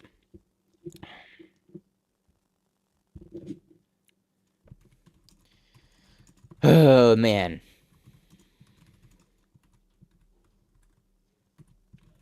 Wait, is Turek's the one from the State House?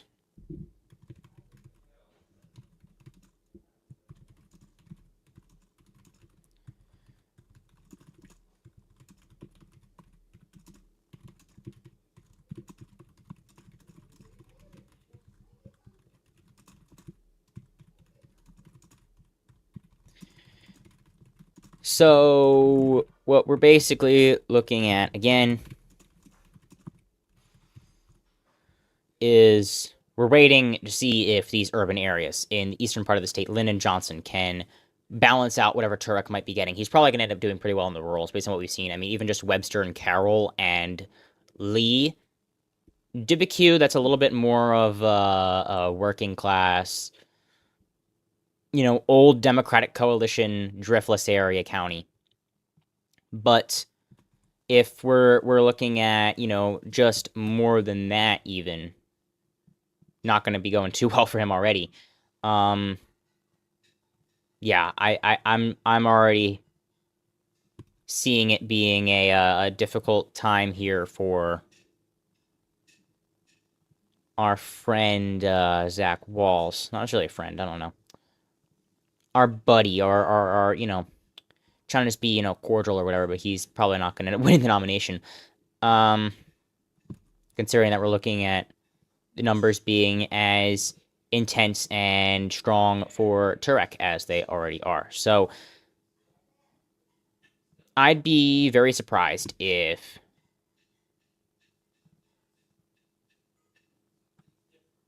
already from this point, if Walls can pull something off. It's not impossible. We haven't seen comebacks like this not happen before. But the biggest thing that Walls should be hoping for is things to turn around. I was going to say if things turn around in Polk, and then it went from 20% to 80%, and Turek is still ahead by 30%. I think that's already it. I don't... Mathematically... Oh, there we go. Woodbury in for... That's not right. That's not right. Never mind. Hold on. Don't count that. If we're looking at just mathematically, that's 35,000 votes. But then that's...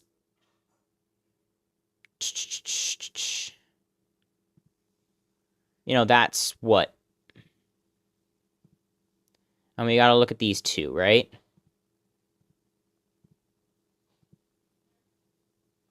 Oh, 0.03. That's probably just that's a reporting error. We have absolutely seen reporting errors before. I remember when a libertarian was winning Gloucester County in the general election in New Jersey for governor. So yeah, the reporting errors happen. People aren't perfect, but if we look again at this map, you can see that the areas that Walls needs to win, I mean, you still have 7,000 remaining votes. So, assuming here, let's just do some quick math. Walls has 35,000 votes. That's winning every single one of those votes. Now you're down to 28K. Probably down... Oh, wait, no, he's not going to every single one of those. I don't even know. I'm not doing that multiplication like that. And yeah, there's no way that's 0.0. Oh, wait. Oh, one single vote for Zach Walls. Woodbury County, you appall me. You appall me. Why would you even... That's definitely just one precinct. Okay. You know what? Sure. Whatever. Or maybe they counted in, the one mail-in vote already or something. I don't even know. What are they doing? I mean, considering Turek is winning not only every single county, but every single county by more than 20, I think we might be seeing a sweep for Josh Turek, based just already on what what we're looking at just as of, a few seconds ago. So, hello to everyone who's here. If you just joined us, we are watching currently the Iowa U.S. Senate nomination for the Democratic Party. This is going to be relatively consequential. Josh Turek is definitely the stronger for the electability argument for the Democrats here, and so if he ends up winning, he will definitely end up making this be a little bit more competitive of a contest in the U.S. Senate election in Iowa, which could potentially put another seat on the table there for being contested by the Democrats. Currently, they are very, very, very, very, very slightly favored in majorities in all three of the Senate, the House, and governorships, but all of them basically hinge on probably about a 5-point shift in the House, but then you have less than 2 points for governors, and basically like a few hundred votes in Ohio for the Senate. So it really does come down to basically every single vote, and this is the most consequential contested election that we are looking at right now is the Iowa U.S. Senate election in there, but we're looking currently also at the South Dakota governorship election, which is definitely very interesting, where we have an incumbent governor, Larry Roden, is getting challenged by 3 people who all have very similar names: Hanson, Roden, Johnson, and Doden. Hanson, Roden, Johnson, and Doden. That has a very nice ring to it. But basically, they're almost completely splitting the vote 4 ways. I don't know where the missing... Oh, wait, no. 2.5, 2.5. That's where it is. But yeah, we're starting to see some coalitions form here. This is actually disgusting looking color theme here. They're too similar. Yeah, Lawrence here. Hacken and Jones are supporting the incumbent on this side, and none of them are supporting the incumbent, so that's kind of funny. But again, back here, quarter in, Josh Turek doing very well for himself. Still got a lot remaining. Oh, won't let us see swing. That sucks. Ashley Hinson has won the nomination. Yup, against Jim Carlin. Sure, why not? Up over 95% in Polk. 91% in Polk here, and Turek is ahead by 9,000 votes. There we go. There's a little bit more of a vote drop in Woodbury. Barely, though. Oh, now he's up by... wow, okay. Yeah, that's basically his home turf. I'm not surprised that Mills, he's doing very well. Pottawatomie, I'd be surprised if, like, Walls gets, like, anything from some of these precincts in the central part there. Oh, they're Harding Green for Turek. Okay. Yeah, Turek is almost certainly going to win here. We just have to wait for a few more votes to start coming in, and then we can be able to make that projection there officially.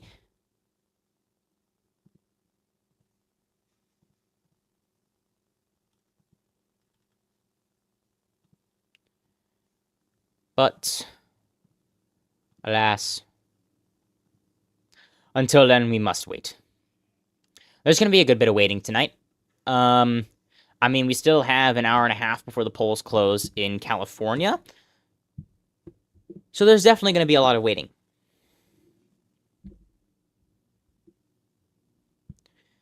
A lot of waiting, a lot of waiting, a lot of waiting.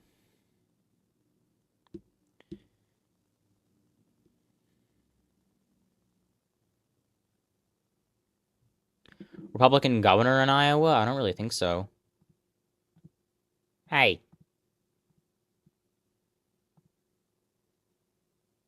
What? What? Zach Lawn's beating Randy Feenstra. I think Feenstra's gonna win, even though... Didn't, like, Trump last night surprisingly, like, endorse Lawn or something like that? I don't remember exactly. Steen's randomly winning Dallas County? I don't even know. Whatever.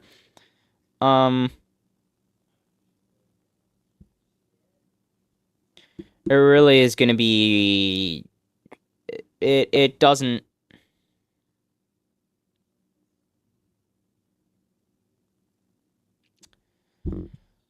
It doesn't really matter one way or the other. It's going to be probably neither of them really have the fight to be able to de-seat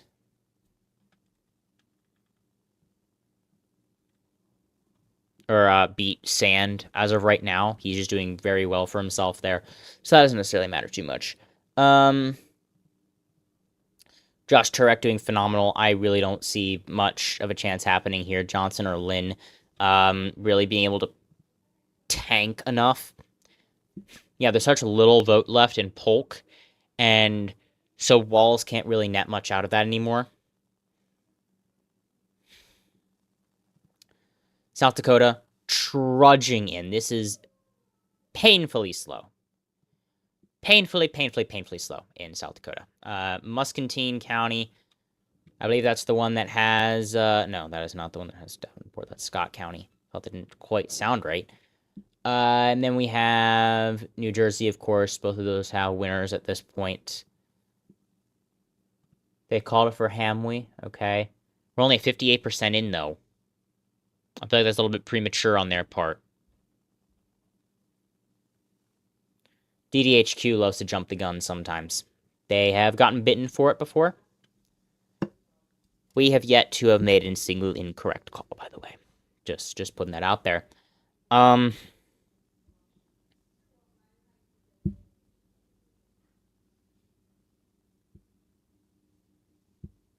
Shocker. VoteHub projects Rob Sand to win the Democratic primary for Iowa governor. As of 22 minutes ago, too, but...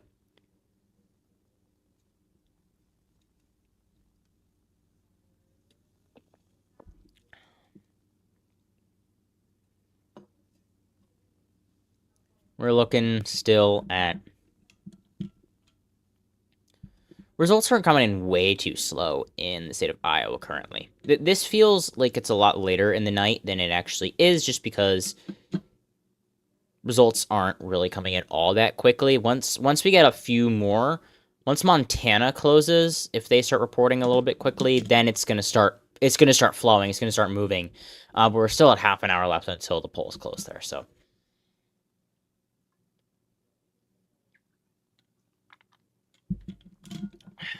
You know what? In the meantime, let's just do some of this, just for funsies. Oh, I forgot I had this still open. Let's look at Iowa U.S. Senate. It's going to be Turek v. Hinson. It's almost certainly going to be that way.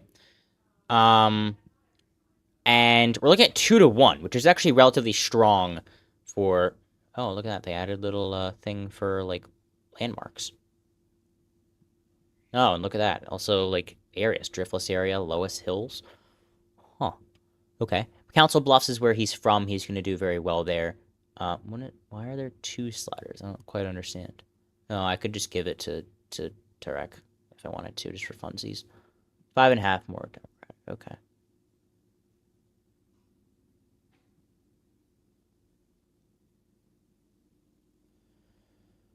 Okay, well... There's definitely a chance that right now... Let's just do random. Oh, basically toss-up. Interesting. Okay. So, Turek is probably the stronger of the two. Again, as we've gone over, he's actually from a competitive area. He does well, outperformed Harris by 13 percentage points from the top of the ticket. You know, that there's not much to be said for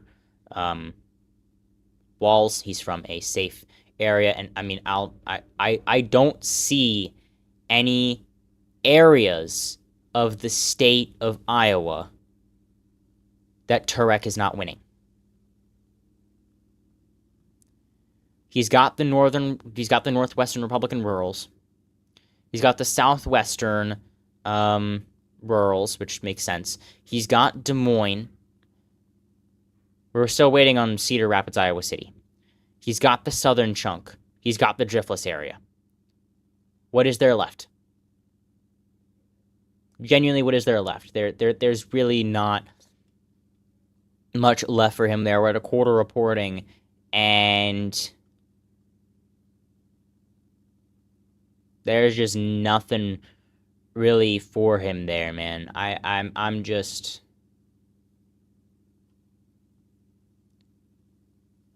struggling to see...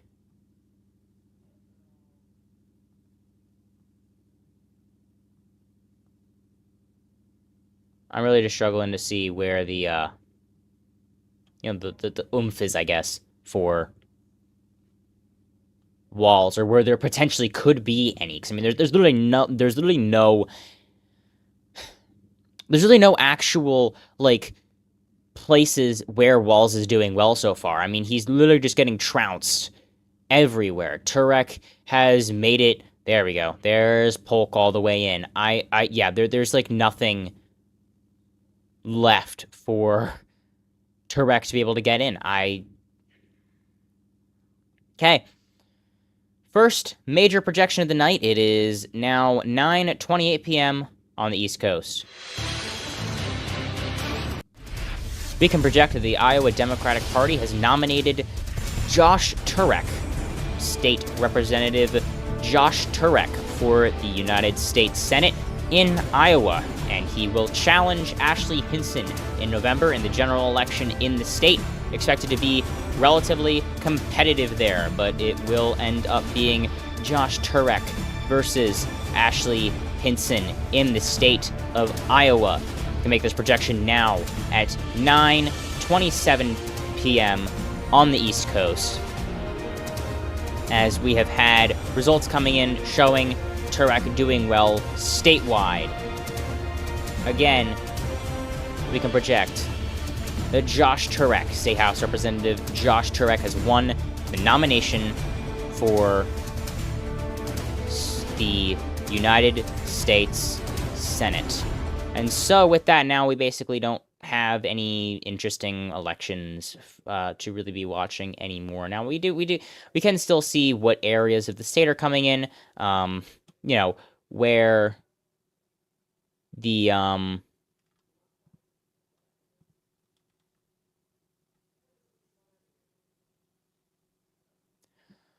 but still it's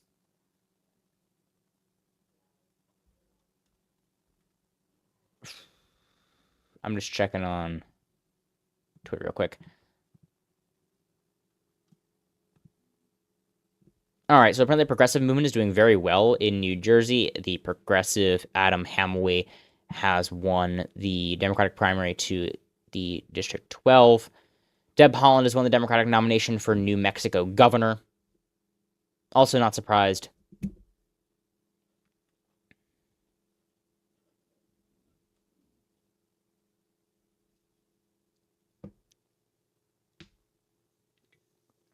Interesting. Basically, in that district, what's happening is Hemley is second in every single county, and then all the other candidates are just winning their home county. That's actually funny.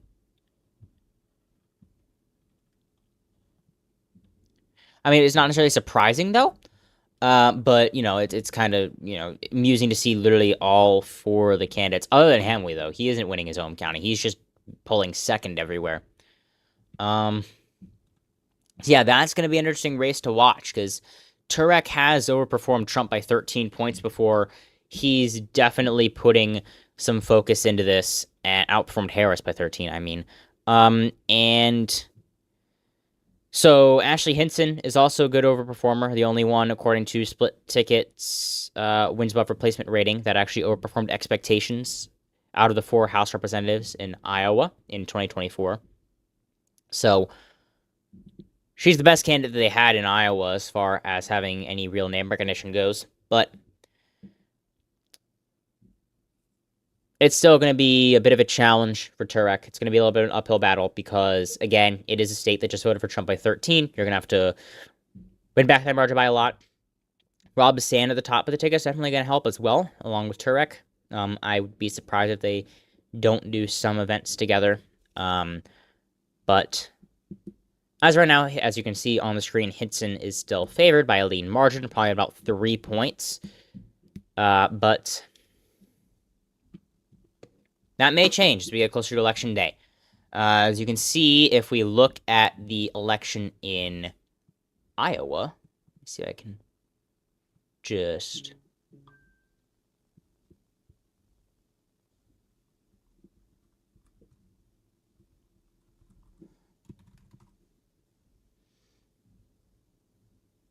Oh, I'm stupid. Oops. There we go. Wow. Alright, calm it down, man. Calm it down. They just... Dude! They literally... Yeah, as you can see, they rushed to do this, but oh my word. Apparently, literally, DDHQ just made their projection. And as I opened the page, they had filled in that Josh Turek won. Calm it down. Oh my word. Okay, so,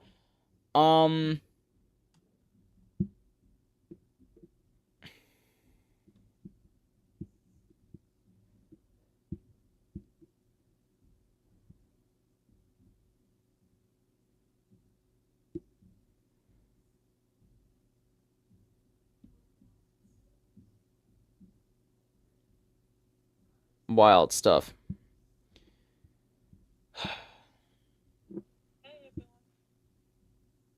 Bruh. I'm okay.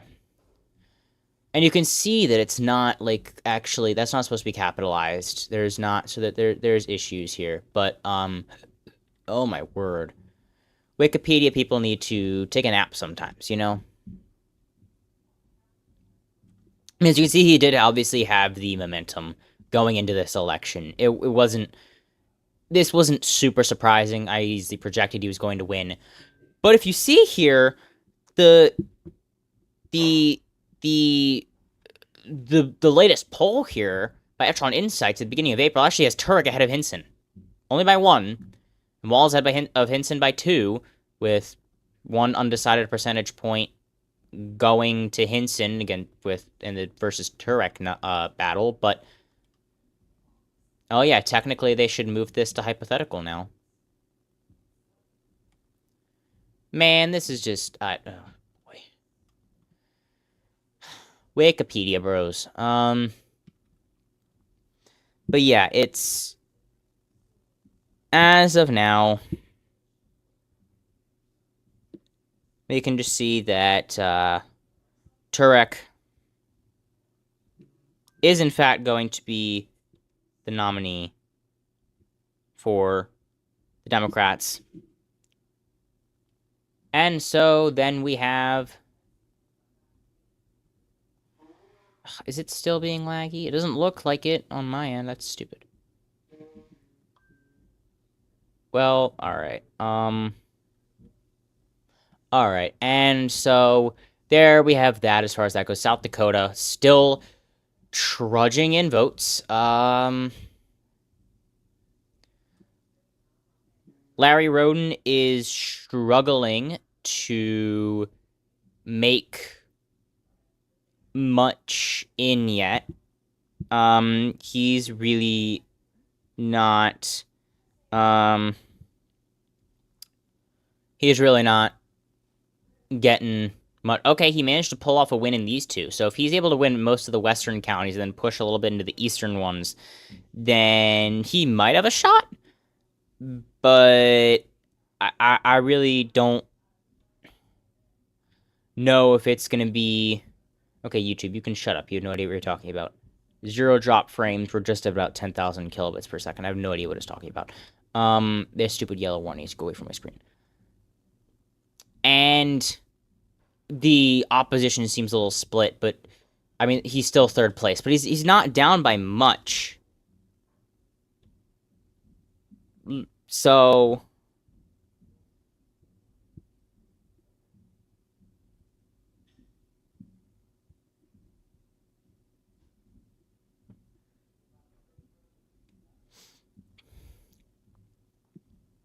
stream quality poor.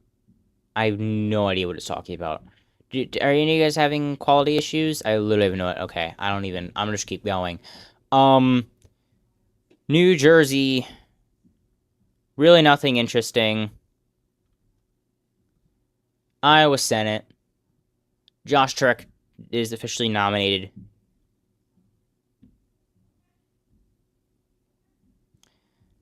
And again, we're just...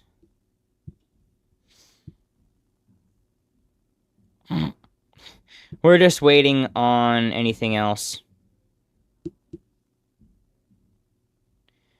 I probably need to officially revamp my graphics. Oh yeah, well, didn't I say I was gonna do a revamp by July. Okay, yeah. Okay, never mind. More or less, we are just, sitting waiting again. We have half an hour. Okay, closer to 20 minutes. Um.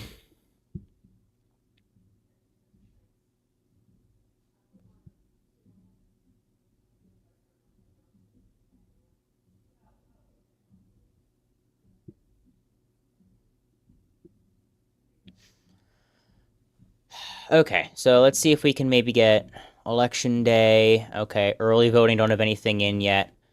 Absentee ballot? Really? 70% absentee ballot? Oh, okay, I get it. Okay, that makes sense. So yeah, he's winning absentee ballots and election day, but early in-person voting hasn't quite started coming in yet.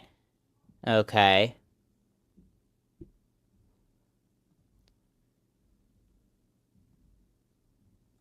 Early voting. Wow, it's all Democratic. Isn't that insane?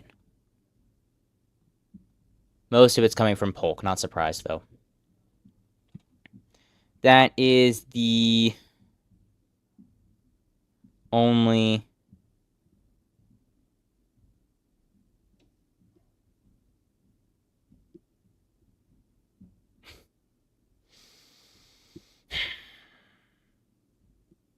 Yeah, everybody called it for Turek like 8 minutes ago. We beat him to it by a little bit.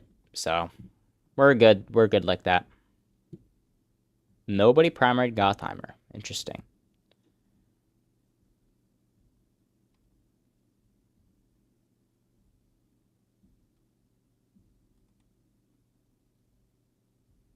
Yeah, I'm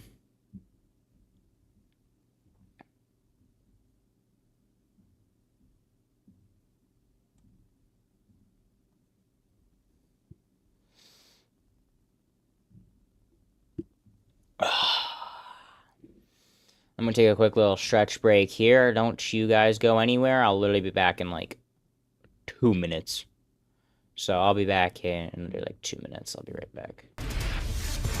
Watch Iowa's results come in.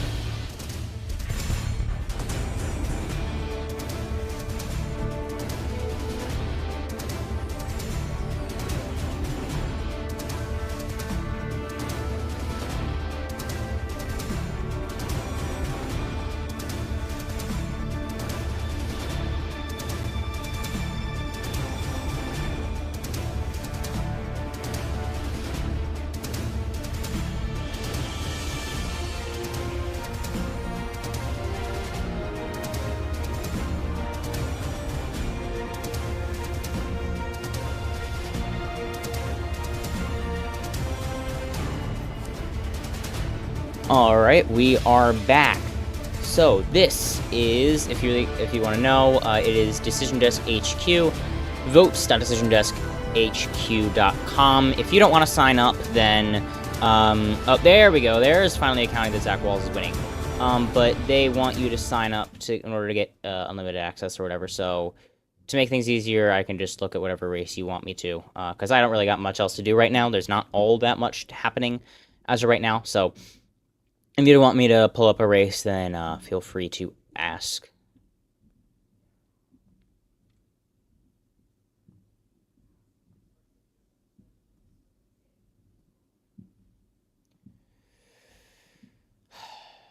And so, obviously, we're looking again at the Iowa U.S. Senate for the Democrats here. Josh Turek easily being nominated. The only county right now that Zach Walz is winning is his home county of Johnson County.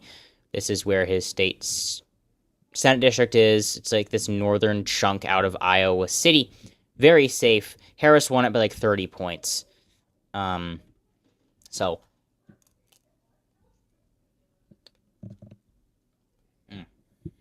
Okay.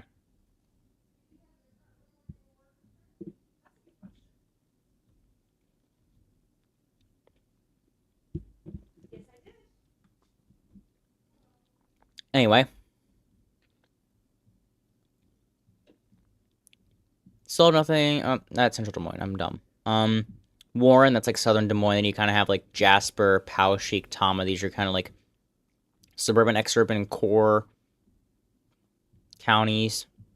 Got some areas out here that are, you know, potentially going to be interesting to see in November. Specifically. But yeah, so now it's official. Just let it do its thing. Look at that. We're watching a simulated election night on election night.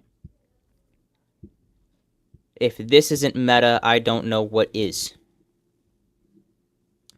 So, as you can see here, as I was talking about these blue counties, I know currently right now it's in the blue mirage, but these counties are going to be interesting to see.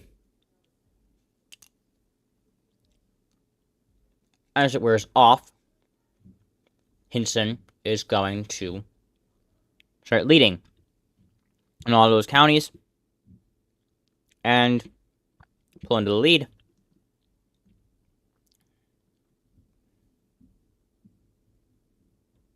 Yep. There's no way she's going to win by like... There's no way she's going to win by like 7 points.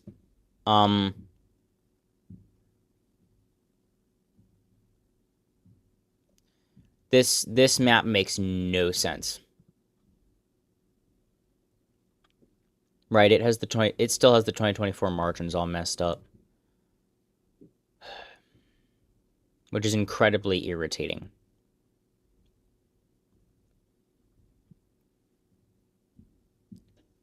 Polk County did not only vote for Harris by 2.5 points. Black Hawk County never voted for Donald Trump. Like, that probably makes me think that this entire website is probably AI coded. I mean, a lot of things are these days. It's developed so quickly that it almost has to be. But it's just lazy, and as you can tell, it's just wrong in a lot of cases. It just deludes things.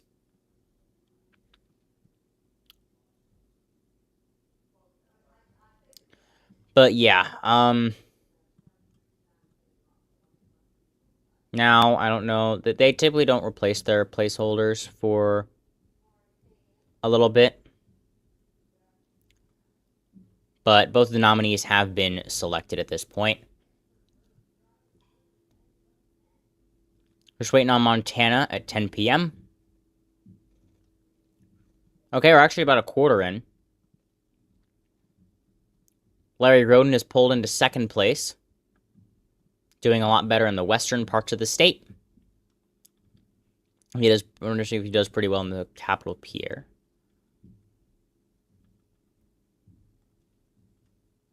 Pierre.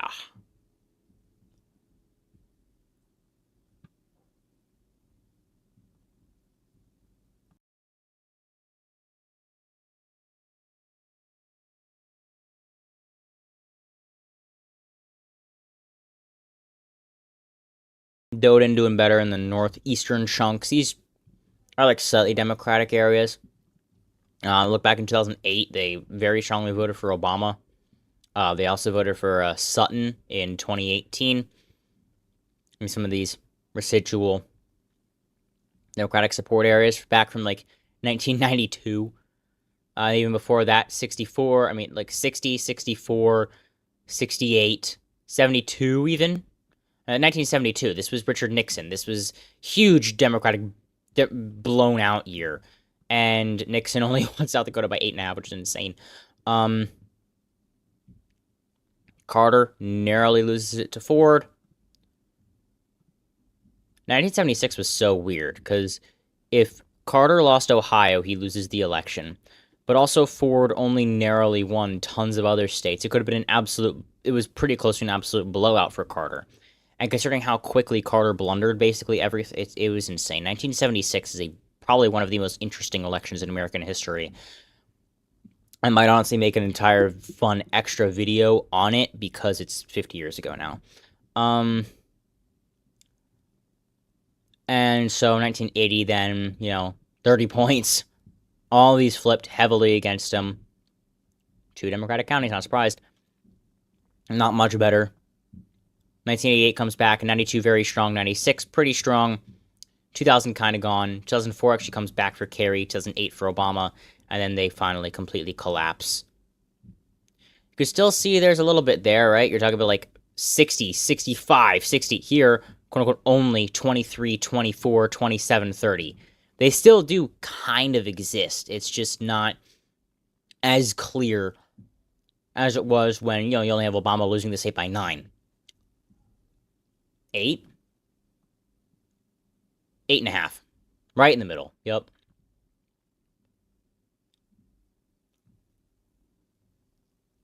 Larry Roden down by 3.5%. That is just under 1,000 votes. So, Larry Roden, the incumbent governor, potentially getting primaried. Not 100% sure how exactly it,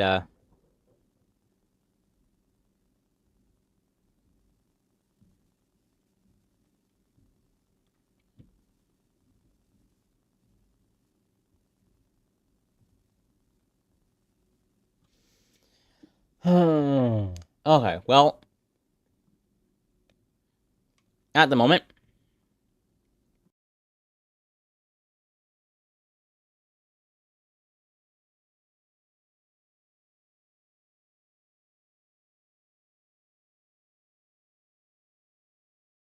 we don't have anything super huge. South Dakota governorship, obviously, looking pretty tame. Probably the biggest one is going to be California governorship. Polls don't close until 11. We are down to 8 minutes left before the polls close in Montana, which is the 5th state of the ones happening tonight. So, and here, this map currently is a map of the primaries that have occurred, have yet to occur, or are occurring. Most of the states, 31 of them, have not even started primaries yet. It's still a little bit early in the season.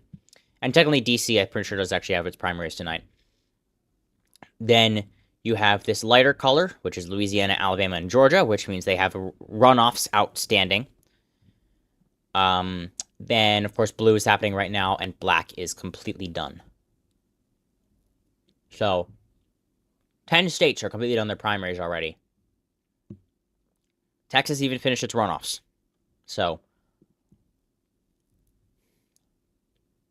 that happened last week, I'm pretty sure.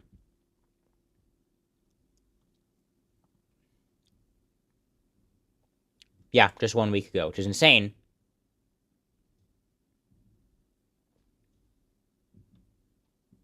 Super June's Day. I'm kind of jealous I didn't come up with that.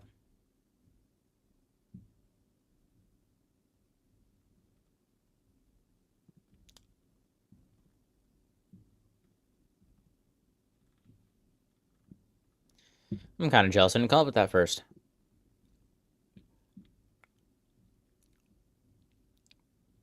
There we go. 18 minutes ago, the Supreme Court allows Alabama to use the new 6R 1D congressional map for the midterm elections. So it is now completely official.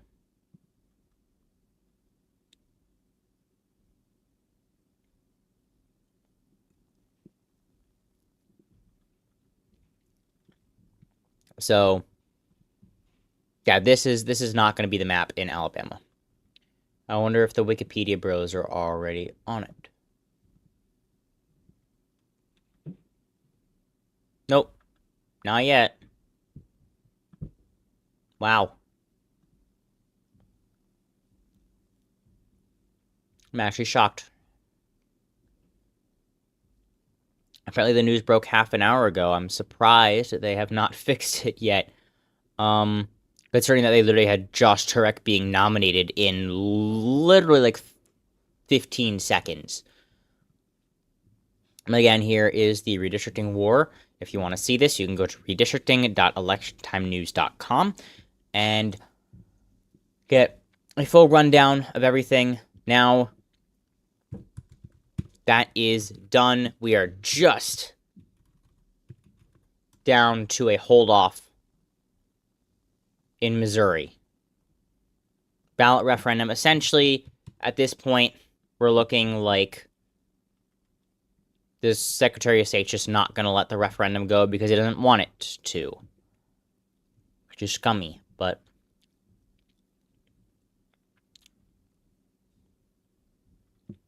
I mean, instead, after all has been said and done, Republicans have won the redistricting war, netting probably about 4.3 seats in the House. If Virginia... Here's the interesting part. If Virginia had passed... Oh, no, Republicans would actually still be leading because of the Calais decision. Wow, okay.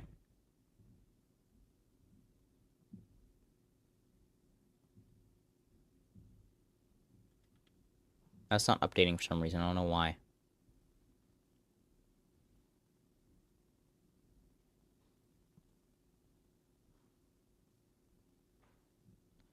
Oh.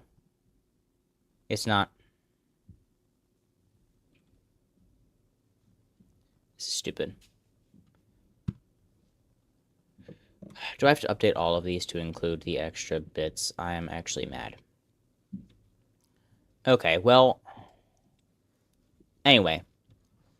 Yeah, it is not, in fact...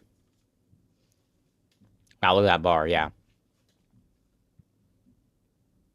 Why is it showing like 6, though?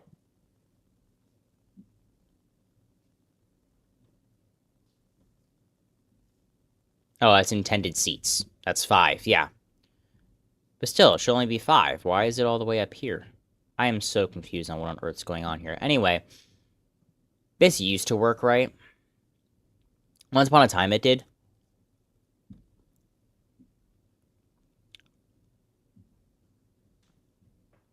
This also used to look good. I don't know what happened. But yeah, this just doesn't work anymore for some reason. I'm unsure why.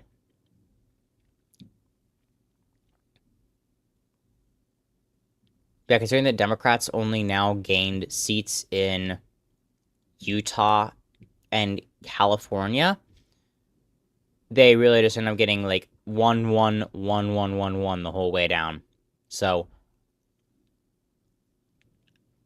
they got completely screwed over here on the redistricting war.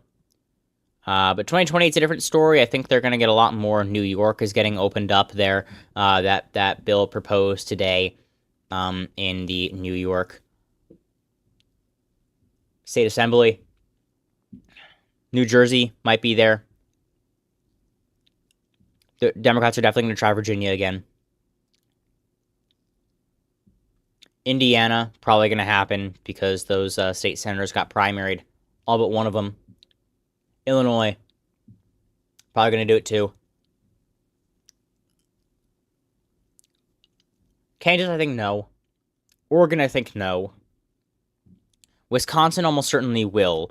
The state Supreme Court rejected expediting the process, but they are in fact opening up a case to review the 3-member panel that said that the courts couldn't do anything about the map.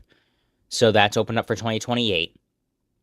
Washington probably no. Maryland probably yes, because I forget who originally said they originally shot down the idea, but now post Calais they said that they're open to talking about it. South Carolina probably will for next year. So yeah, there's still a lot left to potentially happen. And so now the polls have closed in the state of Montana. Montana has closed its polls, and so we are now waiting on results for the Democratic Montana U.S. Senate election, the election for also both sides for Montana's first congressional district. And we are now just down to 1 hour left before the polls close in the state of California, with the largest election all night being probably the California governor's primary.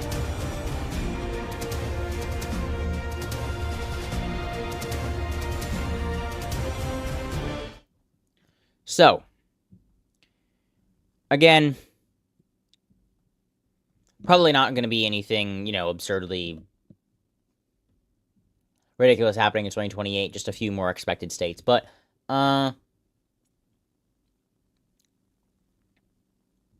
yeah, that's now over as far as that goes.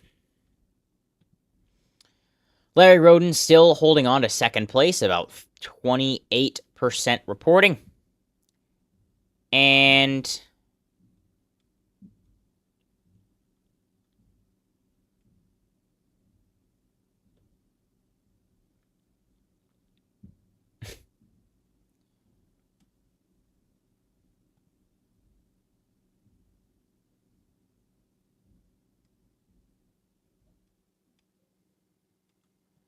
apparently there's some interesting things going on, statewide here, for governor. 40% in, and Zach Lawn is actually still leading. Randy Feenstra hasn't been leading the entire time, so this could potentially get a little bit interesting. This is actually a sleeper flip now. I'm going to actually watch list this. Because that is one that is definitely going to be, something worth putting a pin in. So there's all of those.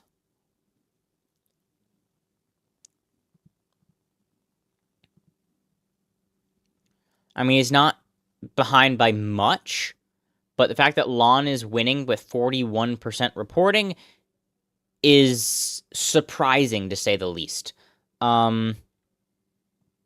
I think Trump did endorse Lon last night. No, I thought he did Feenstra. I don't even know.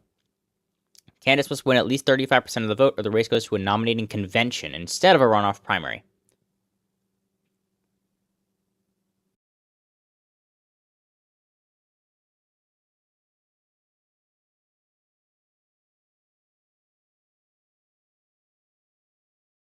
Are we back? My word. My internet literally just cut for a solid, 3 minutes. Cool. I had 4 viewers, now I have 1. Alright, thank you. Alright, there we go. Still no. Oh, okay, that's boring. Alright, well, I don't really... Yeah, anymore. Alright. Nothing coming in here yet for Montana. Larry Roden's doing pretty well.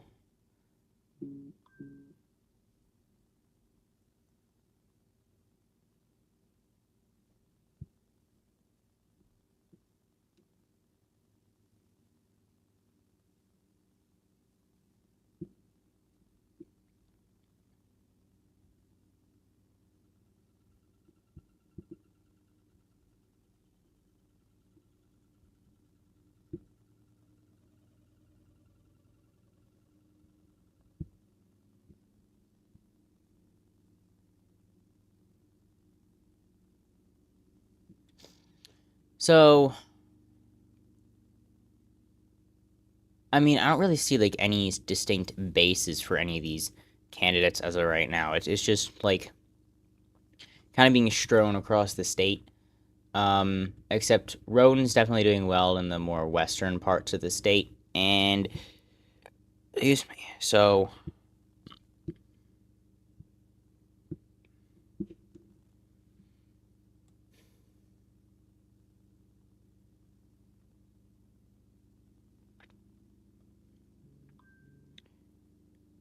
I mean,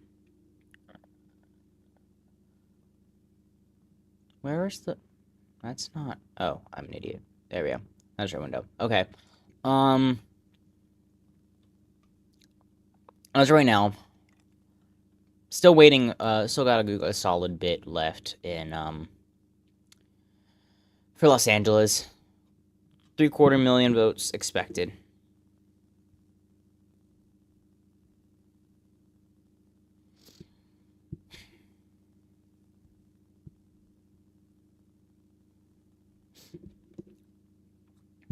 What? Why is it? Okay, whatever. And so I mean we still got a good bit left before that closes. It doesn't even close for another 50 minutes. Then we have where it's yeah, first past the post moment. For what? I don't see the okay, whatever. Crystal Ball finally just changed their rating for Iowa governor from lean Republican to toss up. They are always like weeks behind. I don't understand. Okay, how is Zach Lawn still leading with 50% in? This could be an upset.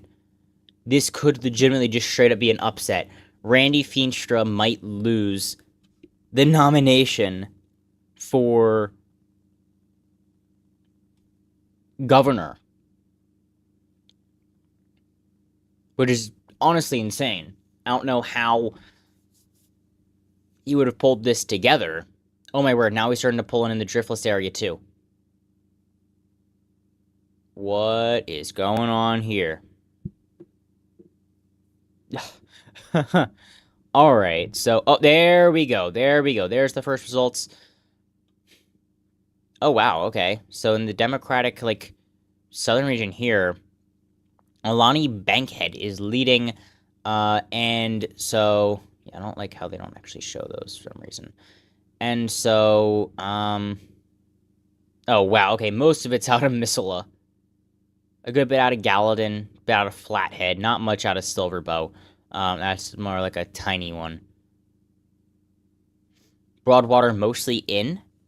Interesting to see how that's not, but most of it's out of Missoula, 25,000 votes remaining there probably. And so, not not anything insane as far as that goes. Lonnie Bankhead might end up leading. I'm kind of curious as to, I'm kind of curious sometimes to see how delusional the people who are betting on this kind of stuff is. Do they seriously call it petrol?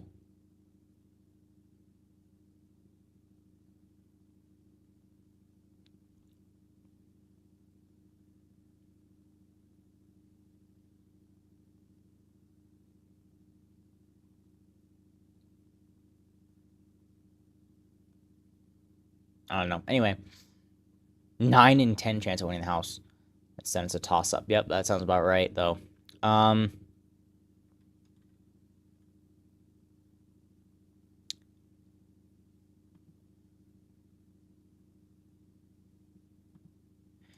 Anyways, Montana currently just got a little bit of this band right here on the Elena, like almost like a Nike swoosh with the tip being at like Elena area, being this, it's kind of split between Lewis and Clark and Jefferson counties, but Yeah, Silverboat, Jefferson, Lewis and Clark. It looks like it's a majority in Lewis and Clark. It's just too much up in this northern. There's just too much up in this northern area that ends up being Republican. That it ends up being a red county. It's like it's another example of a quote unquote gerrymandered county, which isn't even a real thing, but something similar is Kanawha County in West Virginia, which has the state capital of Charleston in it. There's a very blue city there, but there's just so much outside exurb and rural area that just drowns out the city. So it's almost a little bit true for Monongalia too. These regions over here are just completely rural, so they kind of just drown out the continuing to grow. One of the few the few places that are still growing in West Virginia, most of it shrinking, of Morgantown, West Virginia. Also still growing is Jefferson and Berkeley counties is growing. The greater DC area, they're right here. The exurbs of DC are continuing to grow. And actually, it's crazy. If you look at a map of counties that are growing in this area, you can also see up here. But you can also see it actually bleed all the way into York, Adams, and Cumberland counties in Pennsylvania, where it connects up with the greater Harrisburg area, which is kind of crazy to see how they're all just blending. I wouldn't be too surprised if there ends up being, like, eventually one continuous megapolis from DC up through Philadelphia into NYC by, like, the end of, by, like, 2100. There may be essentially a megapolis that just goes all the way through there, which would be pretty interesting, but it's absolutely foreseeable considering how quickly those places are growing. Meanwhile, you're having shrinkage everywhere else, all in the Appalachians, as mining continues to move out of those areas. There we go. Now Lonnie Bankhead is continuing to do well. Wow, look at that. Riley Neal took a huge dump. Look at that. Isn't that insane? Oh. Betting markets. So Lonnie Bankhead is doing very well. She's winning every single county so far. Tayton, I mean, you're looking at like a 50% in Bighorn. That's one of the ones that was, a little bit, yep, it voted for Biden, for example, and Clinton, and Obama twice. So actually, oh, wow. Oh, wow. Okay. It was a swing county. It was a swing county. And then Mondale managed to flip it in 1984 somehow by some miracle of luck. It voted Democratic each and every time after that until 2024 Trump won it. That's actually impressive. It's got what? It doesn't even have Billings in it. That's Yellowstone County. I don't even know what urban anchor does it have? Where are the? All right, DRA, do your thing. Oh, stop! No, I did not mean to do all caps. Stop it.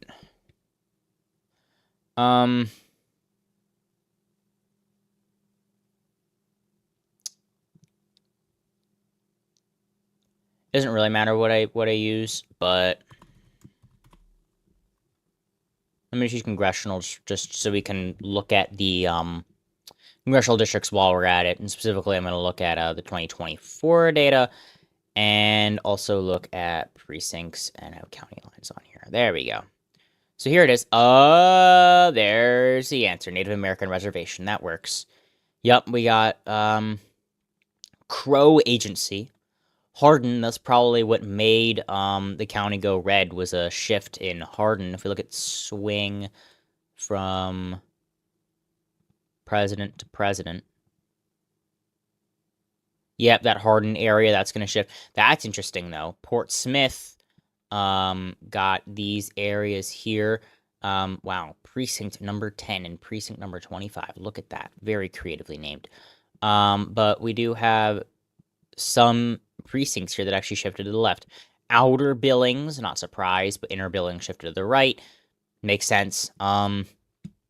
Yeah, Hardin shifting to the right is probably what ended up getting it to vote for Trump as a county. But yeah, that's the answer to that. But yeah, you can see Missoula, very blue county there. Very blue county. 21 points for Harris in 2024. Voted for Biden by 24. So actually looks like it shifted to the left. Trended to the left, my bad. central Missoula, but you have some of these outer areas over here that shifted a little bit to the left. Obviously trended very hard to the left. Some of these areas in central Missoula looks like they trended to the left too. Definitely helping continue to move that in that direction there. There's Elena, which is the anchor for Lewis and Clark County, again, as people went over. A lot of votes left in Missoula, so it really depends on how things go there. Billings got a lot, Gallatin got a lot, Cascade, Lewis and Clark, and Flathead are the ones that are really going to be holding out there for the results, but Alani Bankhead looks pretty good so far. Zach Lawn is still leading in the primary. Oh wow, look at that! Oh my goodness, we are so smart. We knew Zach Lawn was gonna win the whole time. We definitely didn't have Randy Feenstra 24 hours ago at a 91% chance. Whatever, man. I can't stand the overpromotion of betting markets. Lawn is dominating basically all of the urban regions. We still don't have anything left from Iowa. Johnson's basically most of the way in at this point. Rob Sanders unopposed. Okay, well.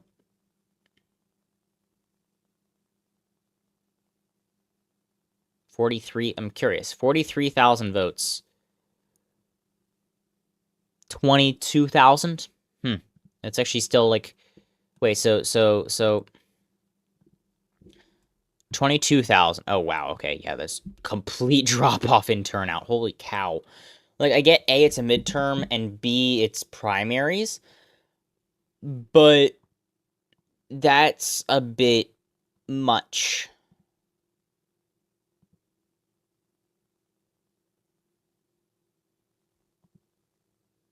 That's a bit much.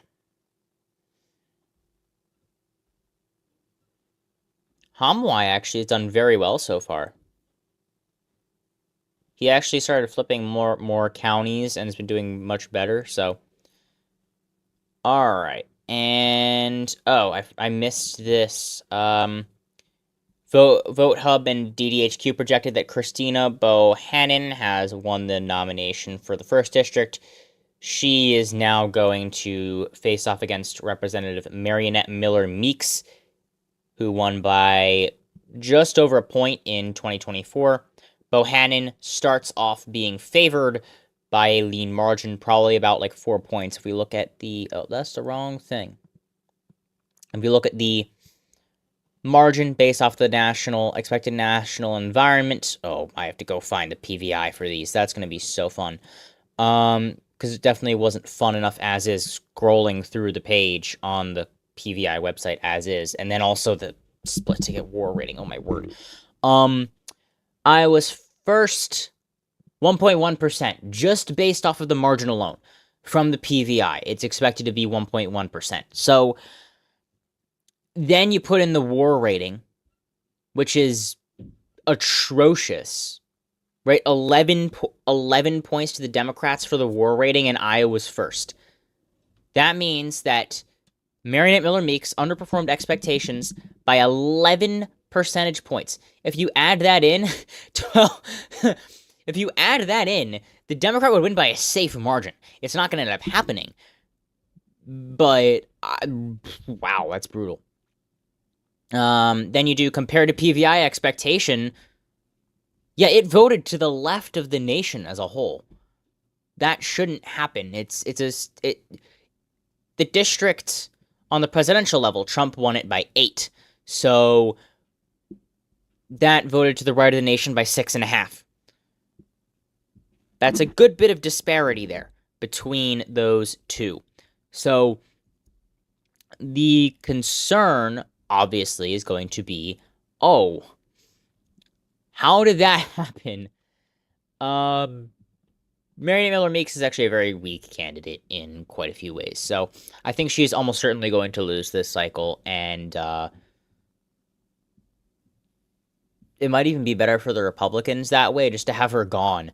Same sort of expected margin in the 2nd district, though if you look over at the war rating, positive number for the 2nd district, that is the more northern one. That is Ashley Hinson's district. 15.6%, as you can see right there. Overperformed expectations by 6.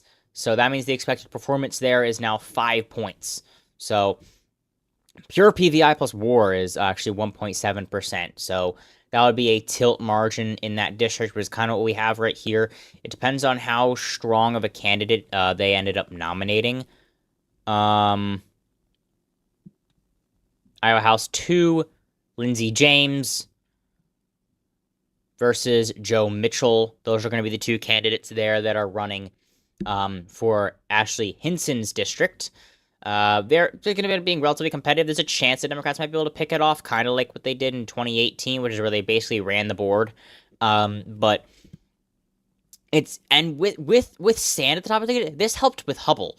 Hubble absolutely helped. If someone like as weak as if someone as weak as Desir ended up was on the top of the ticket, I genuinely think that one of these two wouldn't have made it. Maybe Axney, which is kind of weird considering that he's the only one that survived 2020. But I'm pretty. I can't believe I have to fill in like all of these. Oh my word. Yeah, Alabama. I gotta toss Alabama's too. All of this goes. All of it goes. Oh my word. So yeah. That's fun. Alaska, Arizona stays. California, I have to fill all those in. Colorado, Connecticut, Florida got axed. Is it the first few weren't? The top few were unchanged in Florida, which is kind of interesting. They didn't change any of these guys, I'm pretty sure. They only, yeah. Starting with the 3rd and 6th going down, I'm pretty sure. From here down. They didn't even really touch Corey Mills' district, though, which is a little bit interesting. I'm surprised they didn't shore that up a little bit, considering how close it was already and how he might actually end up losing this cycle. But, I got Georgia, Louisiana, Michigan, Missouri, Nevada, New Jersey, New Mexico, New York, North Carolina. I think I fixed North Carolina. Yeah, I just docked those two. Ohio, gotta get those. Tennessee and Texas, gotta get those. Delightful. Awesome. I'm so excited. That's like a quarter of the house. Yeah, 'cause you got California and, actually, I'm gonna figure out how much of the house.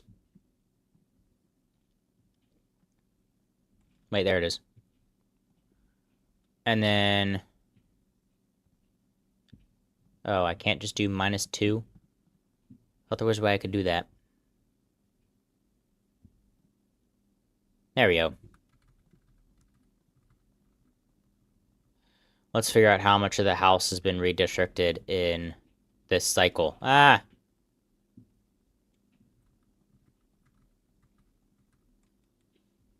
This is fun.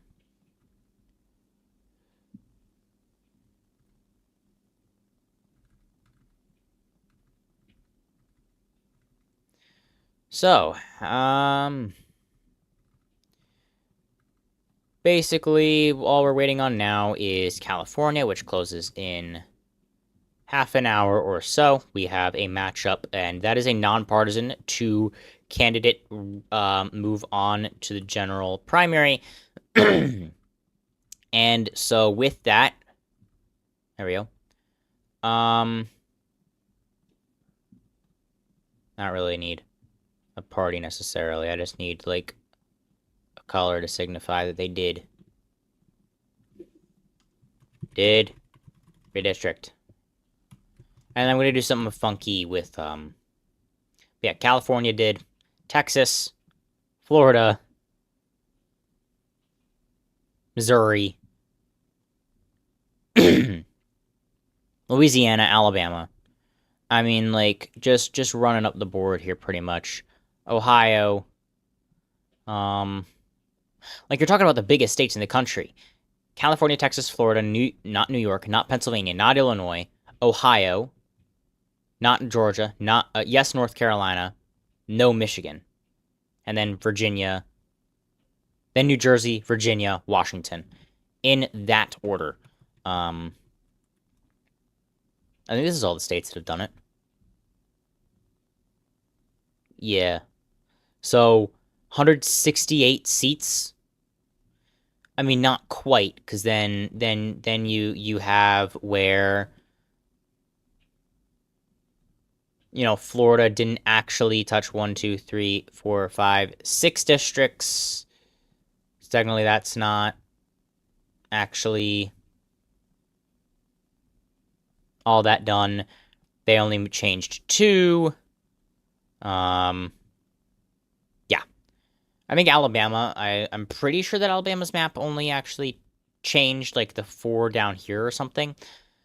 But anyway, yeah, 150 changed districts. 150. So that's going to take a long time. 150, which this is like a probably close to a new record for the most House districts that have been changed from their composition in a non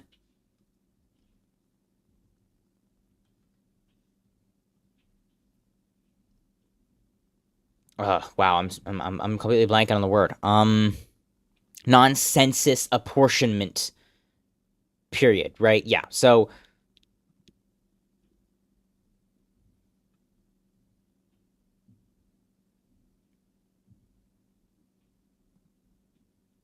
here's the new Alabama map. If I haven't saved it already, I will. I have not yet.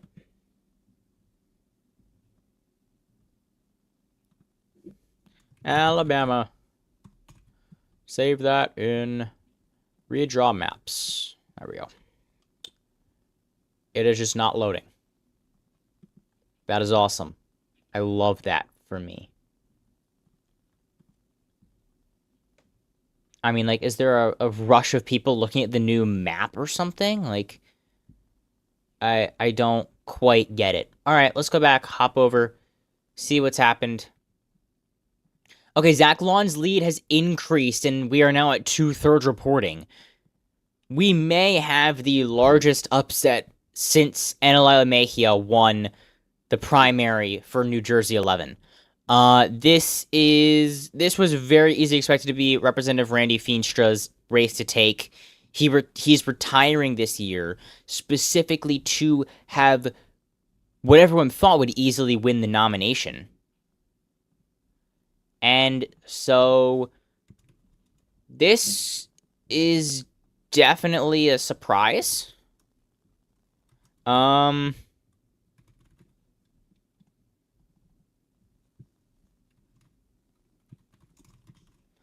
This is definitely a surprise as far as that goes, and so I'm a little bit apprehensive to, like, I don't know, he might end up winning though, which is pretty shocking. Especially considering if he, you know, I forget what his background is though. But there's not much letting up for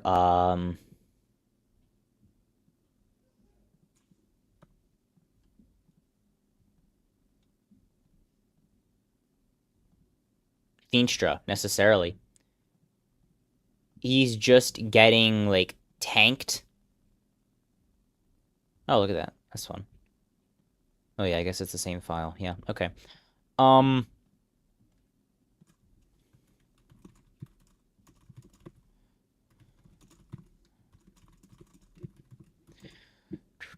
I mean, where even is Zach Lawn from? Like, where is this guy from? Did he just, like, decide to run? Republican candidate for... Yeah. Father, farmer, and a businessman. Yeah. I'm my own biggest donor. Okay, whatever that means.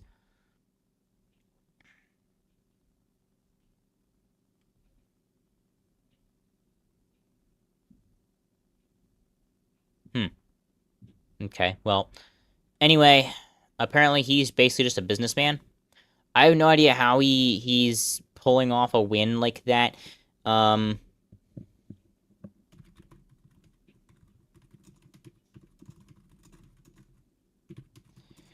I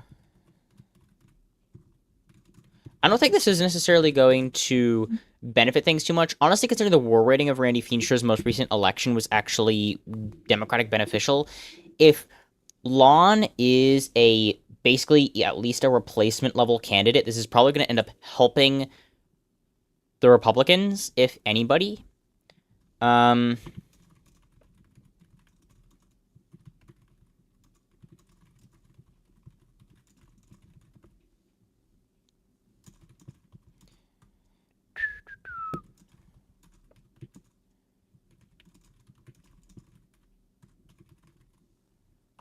But like,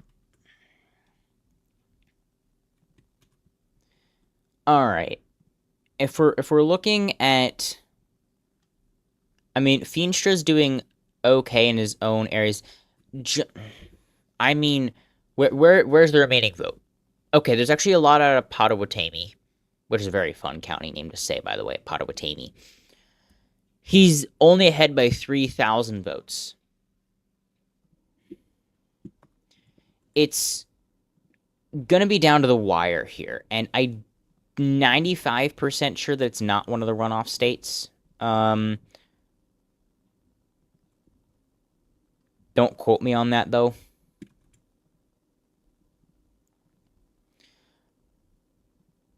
I'm pretty sure it's not.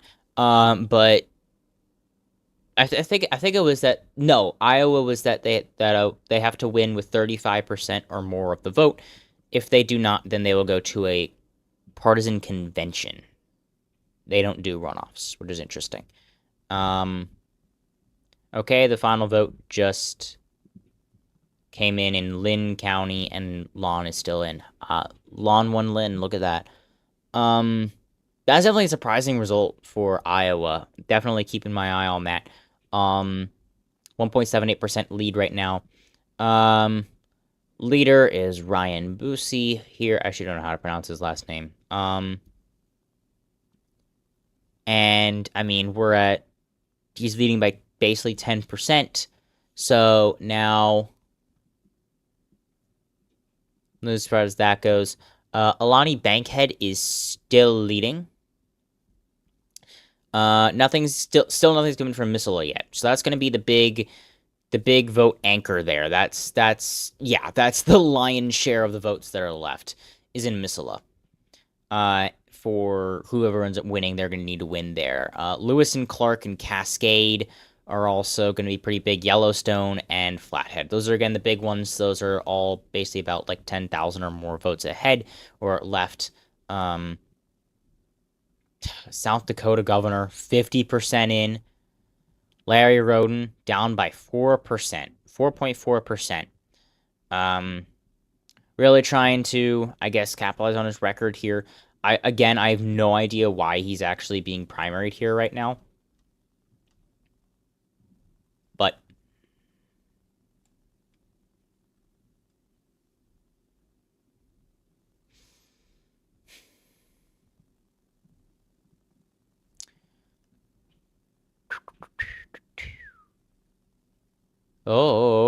Walls is narrowly leading in Louisa County. But this is interesting because apparently the results for the Republican caucus map were that Trump won every single county except for Johnson County, which is kind of funny.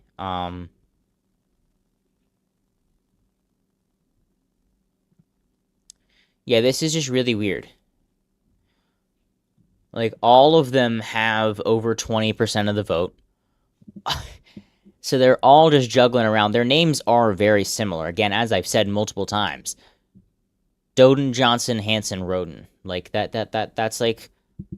It's asking for a little rhyme to be made about it, almost. And so when you're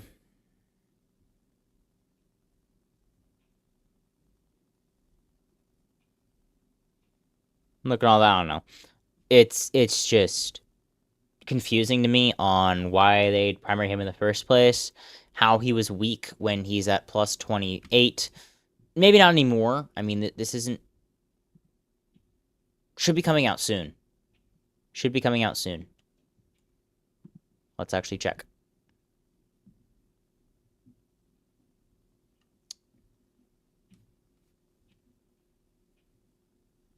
Updated February 2nd. So no, it has not been yet. Okay. Alrighty, well...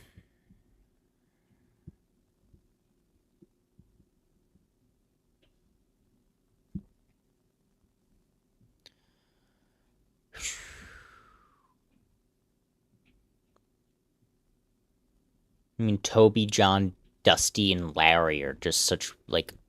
These are such white guy names. Toby Doden, Larry Roden, Dusty Johnson, and John Hanson. Like, I really couldn't think of a better, like, white guy name here. It's kind of funny. For the... I mean, Iowa governor is really turned out to be a very interesting contest here. He's still ahead by 2,500 votes. It was 2,600, just dropped to 2,500. And it's not quite dropping. It's just kind of sitting at about a 2,500 vote lead. Randomly, Steen is just winning Van Buren County down here by 6 votes. I think that's the only county that he's winning right now.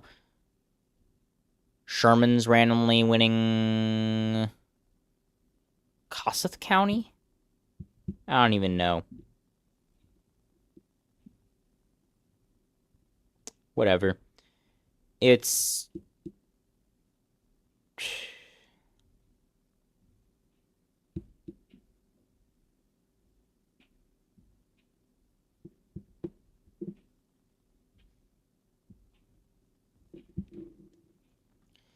Alrighty, so we're waiting on at this point. Again, it's just going to be the as you can see on the countdown on the bottom right of the screen, that little blue box right there. Next polls close in 17 minutes and 45 seconds. That's going to be the polls in California, and so that's going to be a. See if I can do this. Hold on a minute.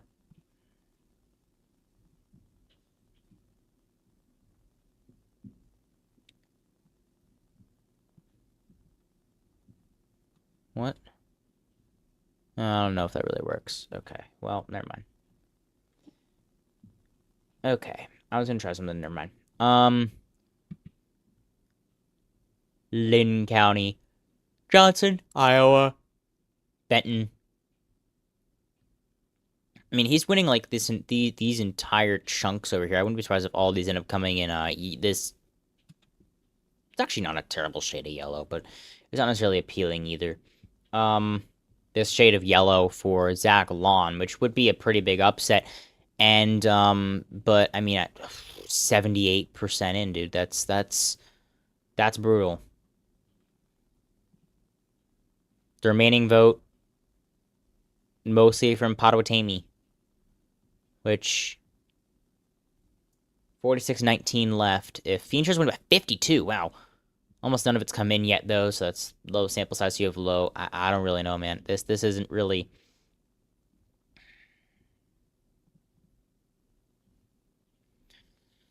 brutal.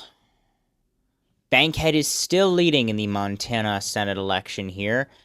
And, yeah, she's taken a huge... She's at 54%.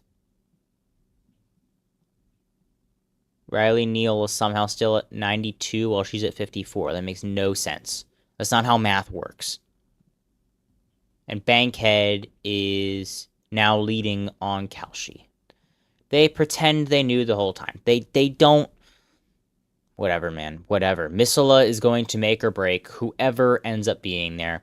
Same thing for Ryan at this point. Missoula, if Russell Cleveland, if Matt Raines wins Missoula by enough, he's gonna win. Unless like he bombs and flattens Rivali at the same time. South Dakota governor.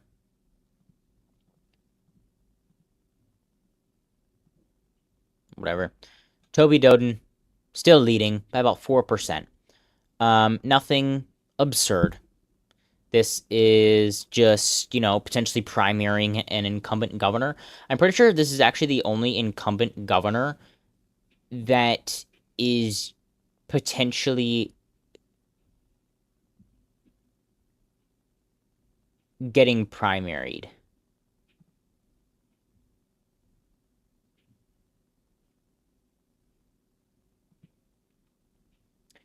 I think he's actually the only one that's going to potentially get Oh, wait, no.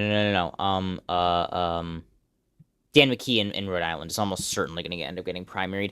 Sinnermind is the only one, but McKee's almost certainly going to get primaried by Elena Folks, but Folks or Folkies, I actually don't know which one it is. Funny thing about EPO, I love EPO, but he switches pronunciations on candidates he doesn't know how to pronounce the name of, certainly. Like, every single time he says their name on each and every video. It's kind of funny. So one video it's Folks and it's Folkies. The next one, what's another name that he mispronounces a lot? One video it's Hochul, next it's Hochul. Let me think. There's a few other ones that he tends to change up the oh wow, Glenn Youngkin. Glenn Youngkin is not governor in 2026. Phil Murphy is not governor in 2026. So this new one will be for will have Mikey Sherrill and Abigail Spanberger in there. So Toby Doden now ahead by 4%, still 50% in. Zach Lawn still leading. Oh my word. Oh my word, dude. They are so dumb. I mean, unless that's really it, and then he can start pulling together votes from all these other places, I really don't see much of a path forward for Feenstra. But I do see a path he could win still, so I am not going to be rash and make any projections yet, otherwise, because I have a perfect record so far on projections. I'm not going to throw that away.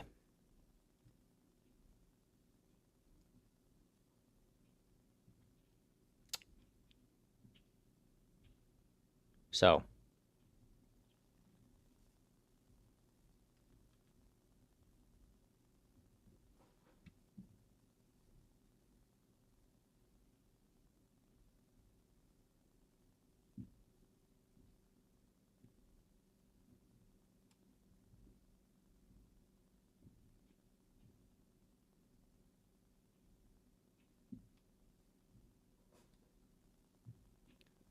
all right. Well,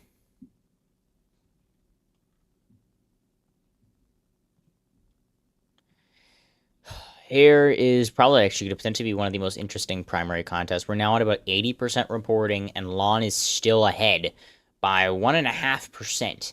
This is probably going to be the most surprising potential primary upset since Analila Mejia ended up defeating, I forget who it was, in New Jersey's 11th in like mid-March. So, and then before that was probably the fact that John Cornyn actually got more raw votes than Ken Paxton in the runoff or in the primary election in Texas on March 3rd. But that's not, like definitive. Meanwhile, right now, Trump is just posting that all of the people that he endorsed won. So Sherman is now leading in a county randomly because this little thing just popped up. Kossuth County. So, oh well. We are now down to We're looking at 10 minutes before the polls close in California, the most populous state in the entire country. Doesn't know how to count votes. 61 candidates for governor. That is going to take a long time. I'm going to sort them by order of interest. There we go. A. Flint already declared the winner by Vote Hub. I don't disagree. I mean, winning like every single county, so it's going to end up being Flint. I guess it's Boosie is leading up. There we go. Missoula County has dropped 80% of its vote. So we're now looking at, oh my word, Bankhead's winning by 7. Only dropped 50% though, which is kind of interesting. I wonder if not all of the counties in the district. I think it is though. Like almost all of it is in the district. So I'm not 100% sure on. Oh, it doesn't show me that. That's stupid. But yeah, Iowa governor. I don't really care about this, honestly, that much. Honestly, less than that. And not even less than that, honestly. That's just because a lot of people are interested in that.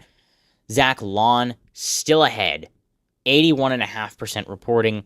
And we are looking at, again, potentially one of the biggest upsets in modern primary history since probably, again, Anela Mejia in late March in Jersey 11.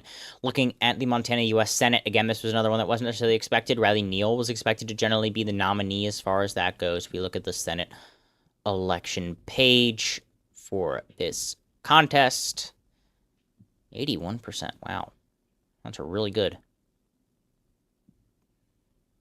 First open seat since 1976.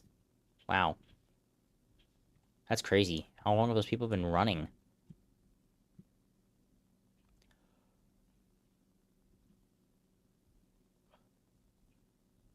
That doesn't really count. Okay, whatever. Sure. Yeah, Kurt Almy won. Yeah, Riley Neal's the only one that really has any big names here, but Alani Bankhead, I guess this Air Force Lieutenant Colonel and leadership coach is going to end up winning. I mean, literally only raised $15,000, which was the second least. So got outraised, or got out fundraised like over 15 to 1. Has no incumbent name recognition here, and is probably going to win the nomination. That's impressive. Sometimes that does happen. It happens more often on more local levels than anything, more local contests, and so that is going to be a very strong showing for her there. I don't think it's going to make much of a difference for the general, just because of how things tend to go as far as nationalization goes. But I mean, as of right now, though, yeah, I'm the third in, but if she's like tanking a victory in Missoula, I don't really see much of a shot of her being able to lose. Just purely based off of the numbers that are left in across the state. And South Dakota governor, I guess Larry Roden might end up losing. Yeah, he was winning in Pennington County and Jackson County, and now they're counting more, and he's not leading there anymore. He's starting to pull together. Oh no, that is Roden. Never mind. I got the colors mixed up in my head for a second. He's doing pretty well in the central base part right here. As far as that goes, apparently he's like last in Butte. I don't know what's going on there.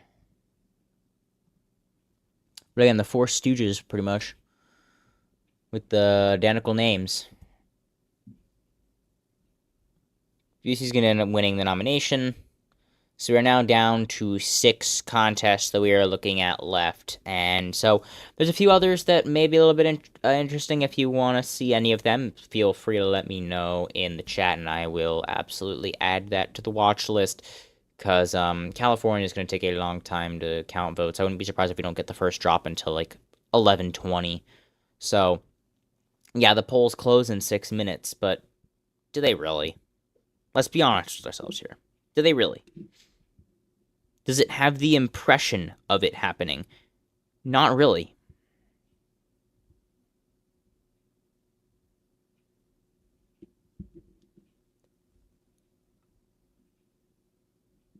The central region showing strong for Roden, but again, these eastern blocks are showing specifically for Doden, who's currently leading by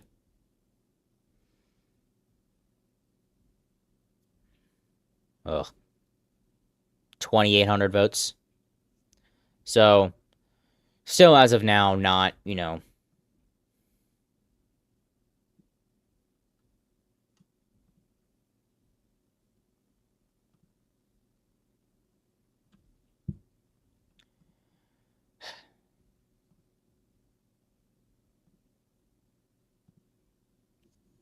nothing absurd, nothing, 10:55 p.m. on the East Coast. And still just waiting on California, which is then going to take a long time to start counting votes. Tonight's really a slow night.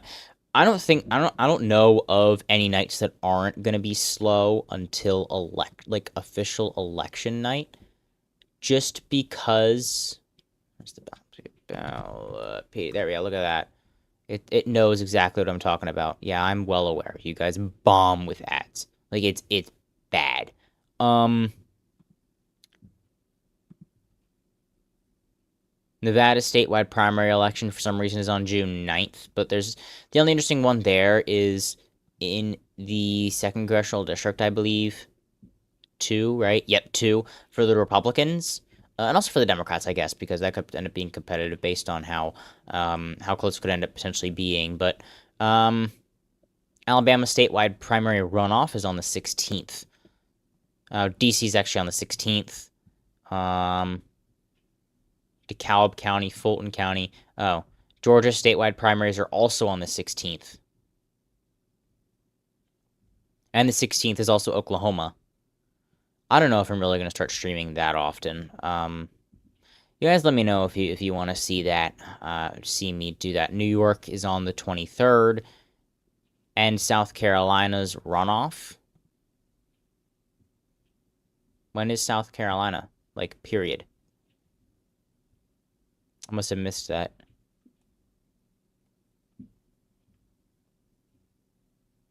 Did it happen already? No, that's on the 9th, along with Nevada and North Dakota. So there's 3 that happen next week. Oh, and Maine. Oh, okay, Maine, North Dakota, Nevada, South Carolina, and then Alabama, D.C., Georgia runoff, Oklahoma.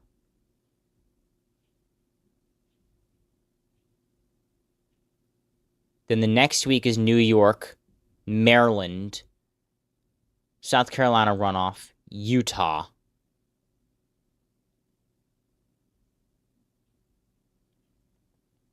Then Colorado. Just Colorado, just by itself for Colorado. And then we don't have anything until mid-July. So we're kind of in another period of a lot of primaries. And so I think I'm gonna at least be streaming on the whatever day this was with like 5 of them. The 16th. I'm probably almost certainly gonna stream 2 weeks from now, because you got Alabama runoff, you got Georgia runoff, Oklahoma. I thought there were more.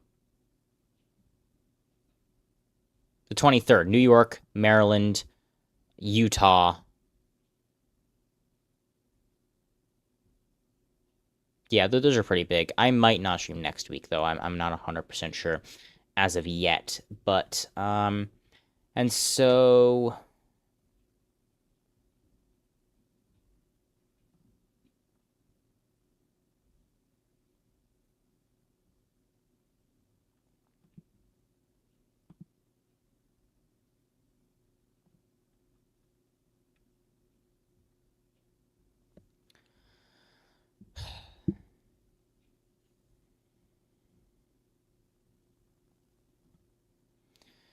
Honestly, it's gonna be a bit of a mess over the next few days, so, I'm actually keep that.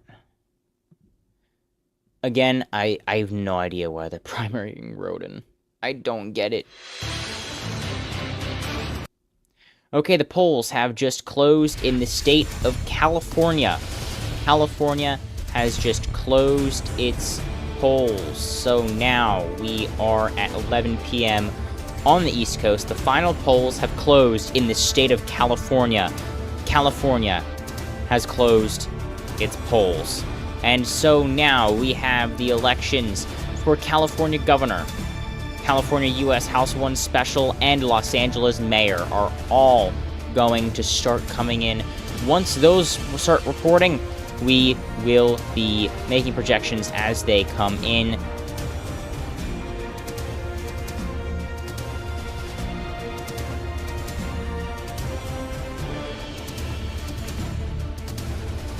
So,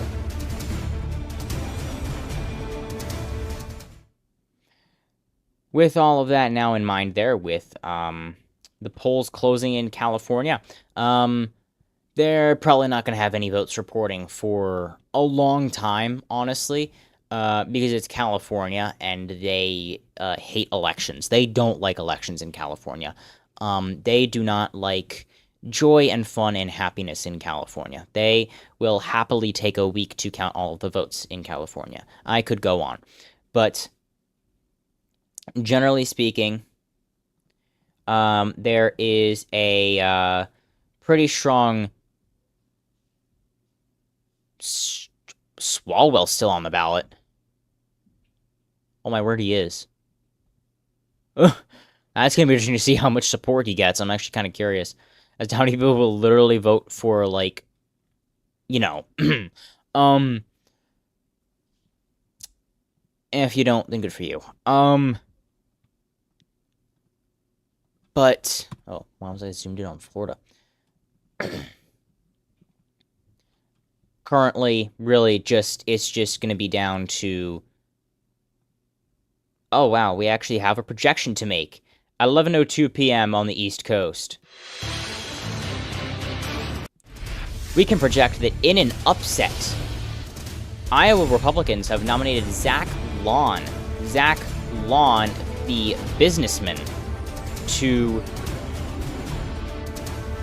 the governorship in an upset against House Representative Randy Feenstra, who was the expected favorite in the district, in the statewide contest, and yet he is now projected to lose in the state of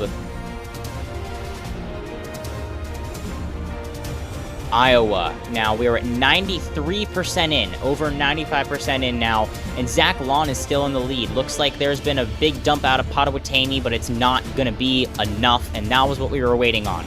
Potawatomi dropped, and he is still down by 1,700 votes. 0.81%. We can project that in an upset. Again, we can project in an upset that businessman Zach Lawn has defeated House Representative Randy Feenstra for the nomination for governor for Republicans in Iowa, and he will face Rob Sand in the general in November. The biggest upset in primaries since Enalila Mejia in late March.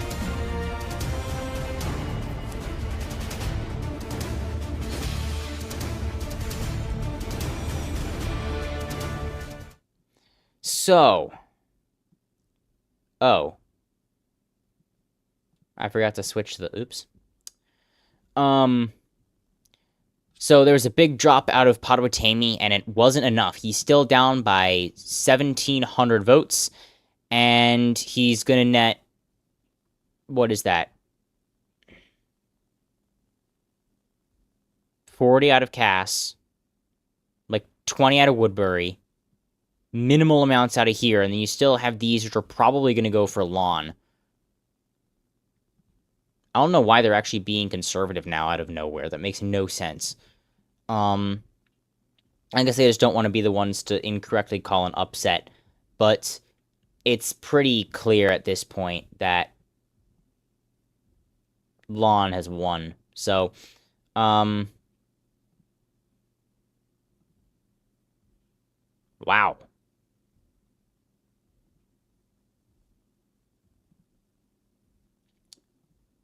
Didn't expect that one to end up happening, but,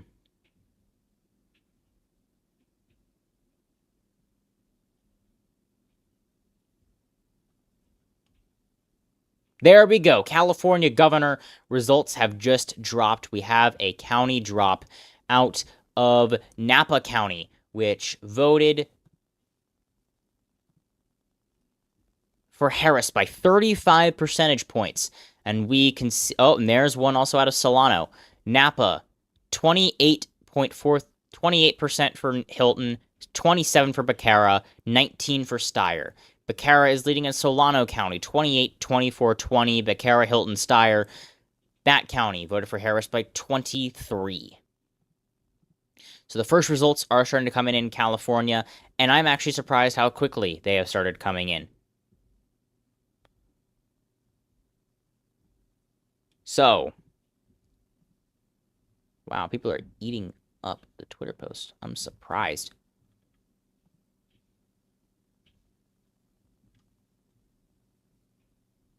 Apparently Montana 01 is actually going to be very... Oh my word, what happened? Whoa. Forstag ended up completely trouncing in... I'm glad I didn't make any projections or anything like that. I'm not, like... I don't do races that small, honestly.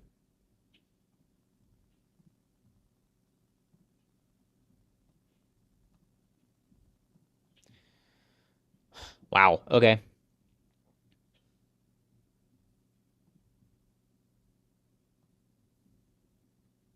Why is South Dakota counting so slow? That just makes no sense to me. I just don't get why they're counting this slow. This is kind of surprising. Yeah,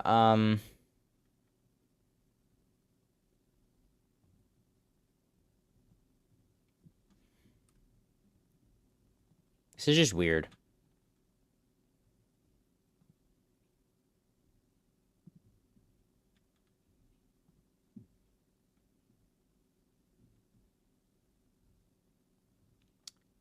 Oh, is that official now?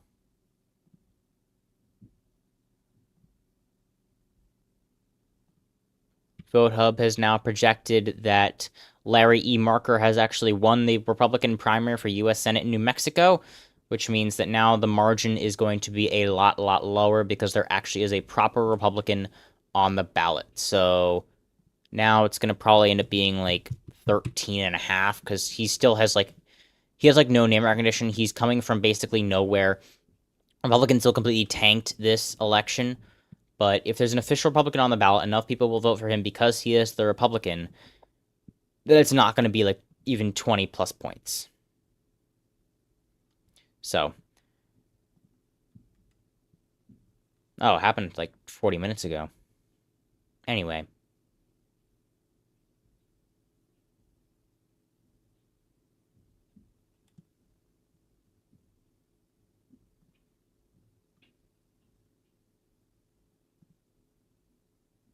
Didn't happen, so yeah, it's over.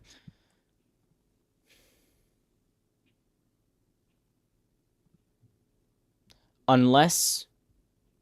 Yeah, another county just literally just dropped and Lon's winning in it. But unless Feenstra wins like 60% of the vote in at least 60% of the vote in all of these counties, and does well in the mail-in voting, and gets like all of the votes left, even in these counties that Lon is leading in. He hasn't won, so that's why we made that projection. It's just too big of a stretch. Yep. 51 minutes ago, the New Mexico Secretary of State reports that Larry Marker has more than enough write-in votes to make the general election ballot, so Republicans are not leaving the U.S. Senate seat uncontested.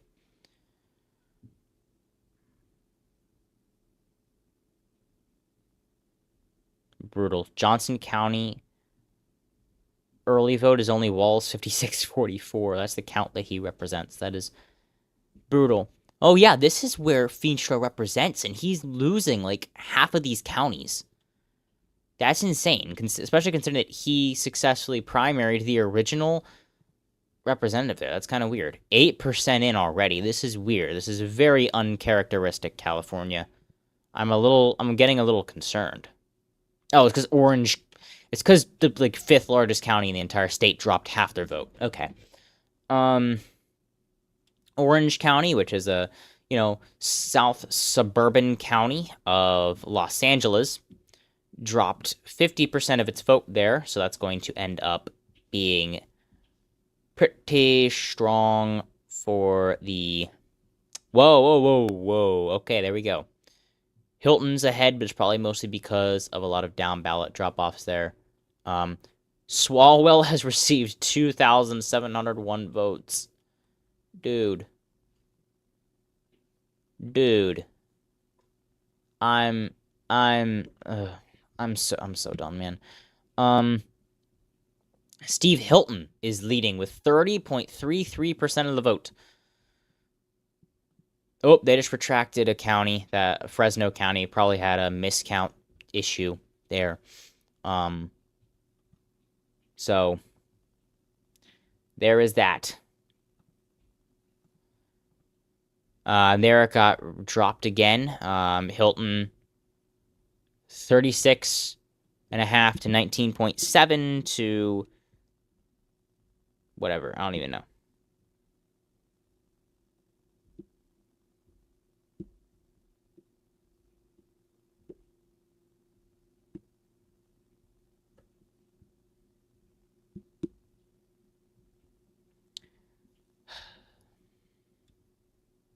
Whoa, Kings County just dropped in and Hilton's running. Bianco's second. I'm not surprised because this is a pretty Republican county. Trump won up by 23. So the fact that it ends up being pretty Republican as far as that goes isn't too surprising. Same thing with Madera. San Bernardino, Hilton's winning by 2 points. So Hilton appears to be overperforming expectations to some extent.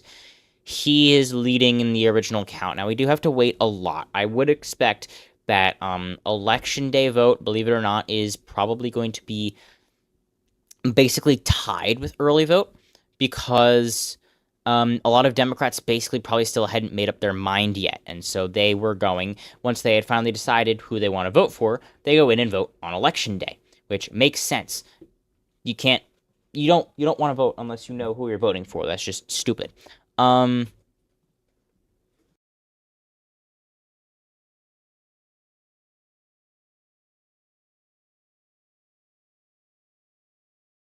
So with that, obviously, comes the fact that Democrats are probably going to be voting a little bit more in election day vote than usual. Now, I don't know how much of it is early vote specifically. It doesn't show breakdown or whatever or anything. I don't know. Probably takes a long time for them to report those numbers because they're bums, because it's California. But someone just changed orders, but I'm not surprised about this order of Hilton, Picara, Steyer, Bianco. Steyer is really, really trying to end up getting into the top two here. Obviously, he's just barely at the cutoff currently for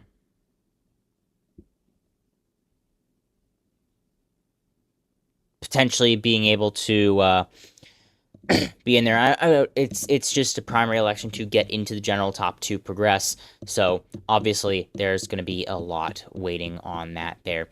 Iowa governor. What? No. Did DDHQ finally crash? There we go. We're back.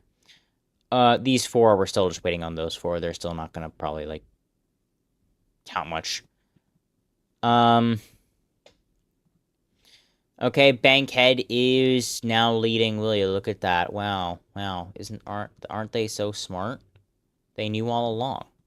Silly us thought Neil would win. They knew all along. South Dakota Governor Doden has been called to, really, as of like right now, they called that he's not going to break 35%. We're going to go to a runoff. I don't remember what the rules are for runoffs in runoff rules in South Carolina.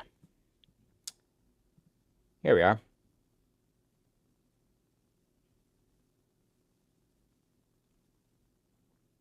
Seven states require a candidate to win a primary with a majority of the votes. And South Dakota is one of them. Oh, in South Dakota, a primary runoff is required if no candidate wins more than 35% of the vote in a race with 3 or more candidates, which is true. And so that means that they believe that no one will reach 35%, which means that there will end up being a runoff in South Dakota. When is that?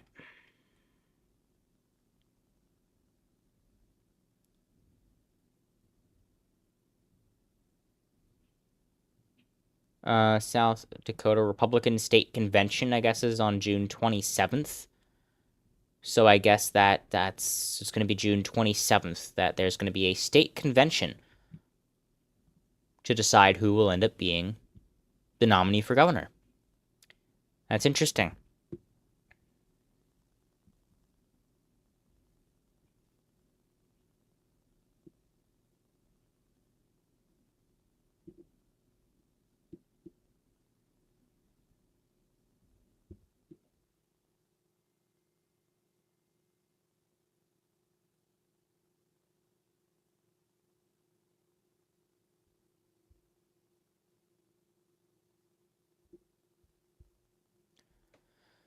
All right, well, Lawn 1. There we go, here we go. Gallagher winning pretty strong in Yuba County. This is the old... What the frick? Who drew this? There are random blocks. Literally random blocks on the edge of the county line of Yuba County. Inside of the district. That infuriates me, actually. That genuinely is infuriating. And yes, I absolutely do, on the regular, get irritated about such trivial things. My apologies. What is it? That's not supposed to be like that, is it? Butte County is the only really Democratic county in this entire one. It voted for Biden and then voted for Trump in 2024. Voted for Biden by 1.7%. All the other ones are very safely Republican counties. That's exactly why this is a Republican district. And so, alas. Okay, Gallagher's probably almost certainly going to end up being there, but the question is, of course... Oh, wait, this is the... No, this is the... Yeah, it's the primary. Why doesn't it say two... Why doesn't it say 2 candidates? 2 winners. I'm so lost. We need out of Los Angeles County before we can make any, like, projections or anything, because that's a huge, heavy Democratic county. And as of right now, considering Hilton is only ahead by 3, once Los Angeles County drops, then we're going to be talking about probably him not leading anymore, I guess you could say.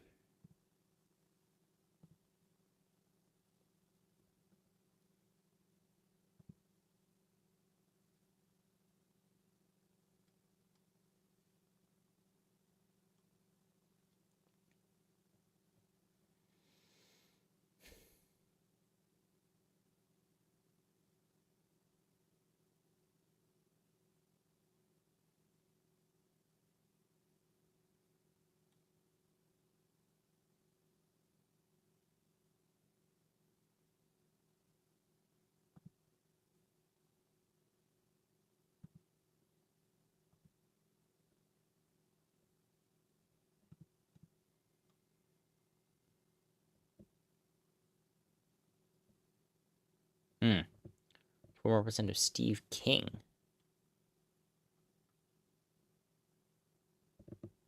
That's the one who almost lost in 2018.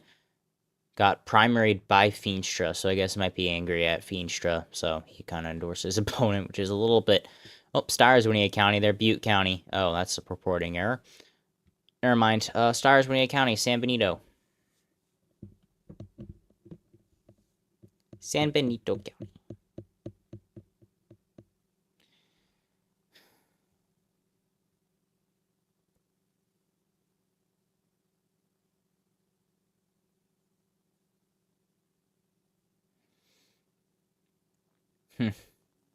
Hinson actually isn't doing too well.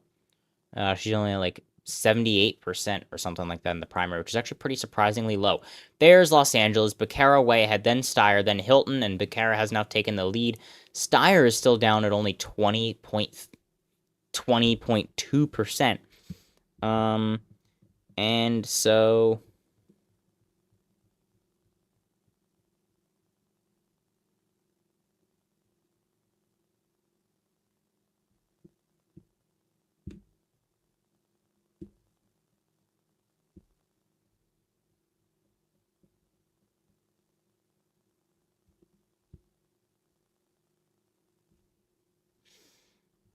and we were talking about the entire like at San Francisco area. Yeah, Becerra is leading, not surprising by any means. Also leading in Los Angeles. It appears that yeah, it's gonna look like Hilton's doing really well, but it's mostly because of all the Democratic ticket splitting, and so I don't think that. Oh, that's funny. Look at that. Boom, boom, boom, boom. And look at like 25 different random colors and shades of colors just shoved into the very tiny little sliver right there that makes up like 5% of the vote. That's just amusing. Bianco's actually leading in Lassen County, which is interesting because, of course, Hilton got the endorsement from Trump. So that definitely actually ended up like hurting on the level of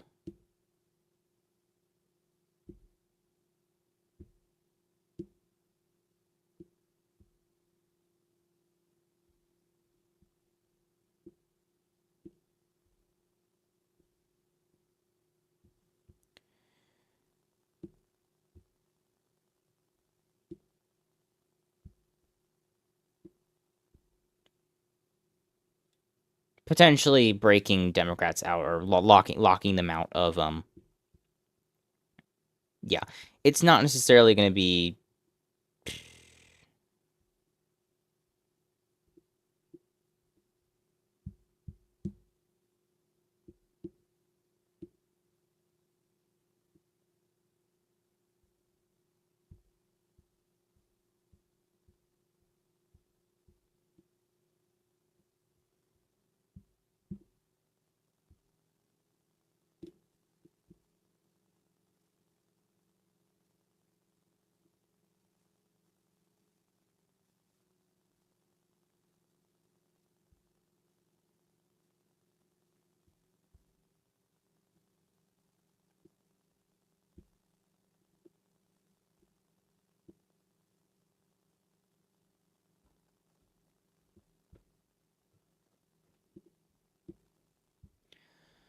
um I mean all these guys are basically just doomed. Matt Mahan is not breaking through like some of his supporters did in fact hope for.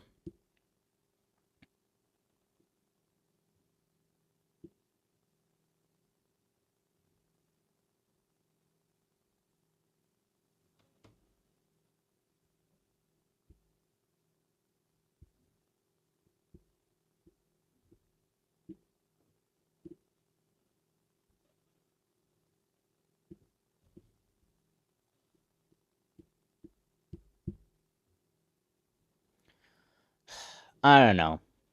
There's not anything too surprising, and it's just going to take so long to count the votes that I really don't think it's.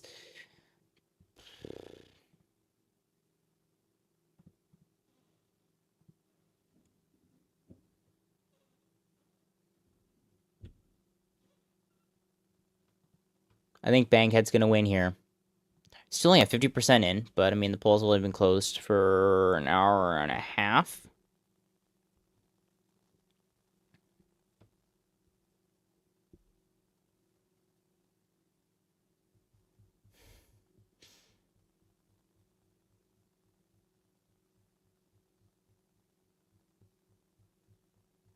You have some areas that are kind of like Lewis and Clark. That's gonna be interesting to see. Oh, you have Gallatin and Bighorn going for Bankhead too. So yeah, I really don't see much possibility that there's gonna be any strong, numbers for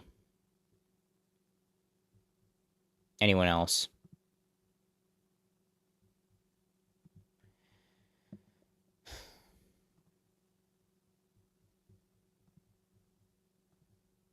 Still nothing in there. South Dakota governor. It's gonna be Roden v. Doden. Two rhyming boys. Roden v. Doden. I don't think Dusty Johnson's gonna make it. House Representatives statewide.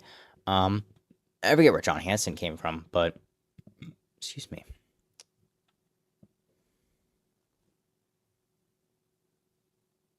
We're now at 2/3 reporting, and I think it is pretty safe to say that nobody's going to make the 35% cutoff. So there is, in fact, going to be a nomination process in a state convention, which I bet they're delighted about. I'm going to just mark these off now because we're basically done at this point. I mean, yeah, state convention, so I'll wait on that one. Iowa, no runoff. Montana, I don't think they do runoffs there. Hashtag decision made.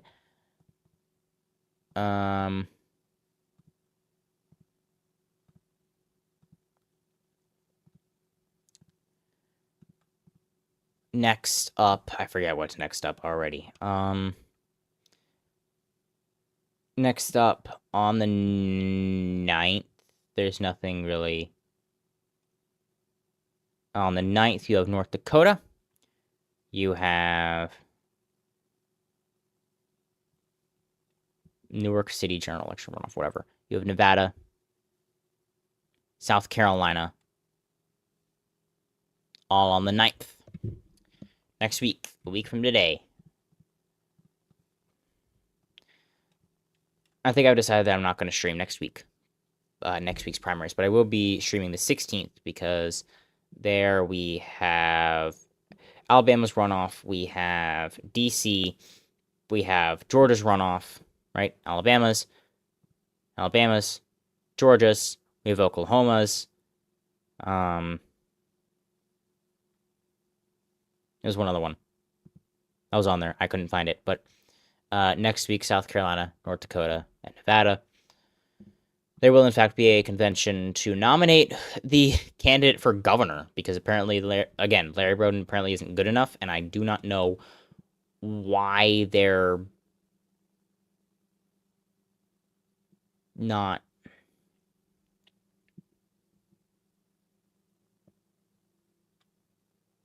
Yeah, which is really weird. Feenstra is actually doing worse in the votes after Trump endorsed him than before.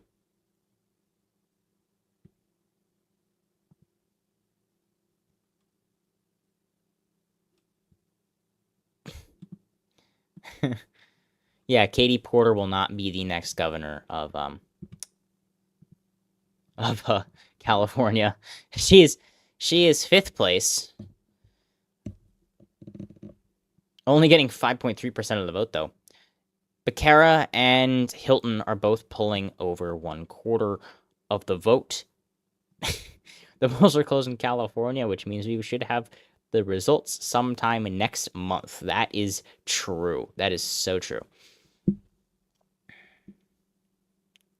Yeah, I mean, as far as Trump endorsements go, when's the last time that one of his endorsements lost?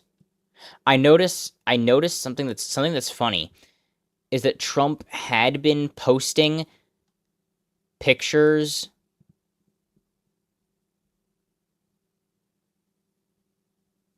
where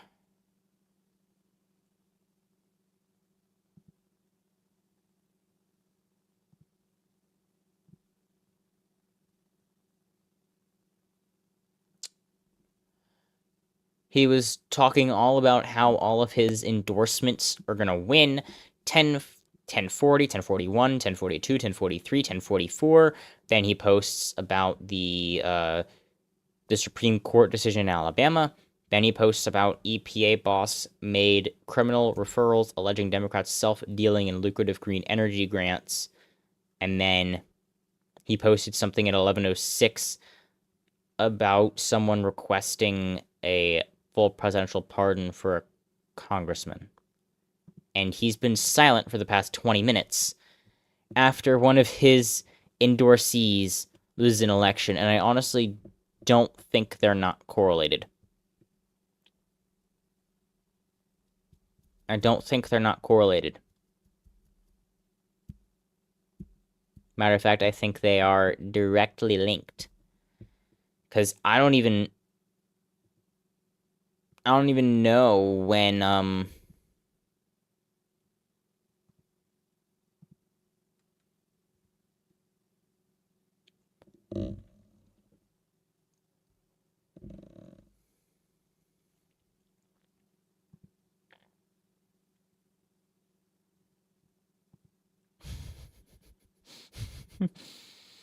I love everyone trashing on how slow California counts its votes. It's completely valid, though.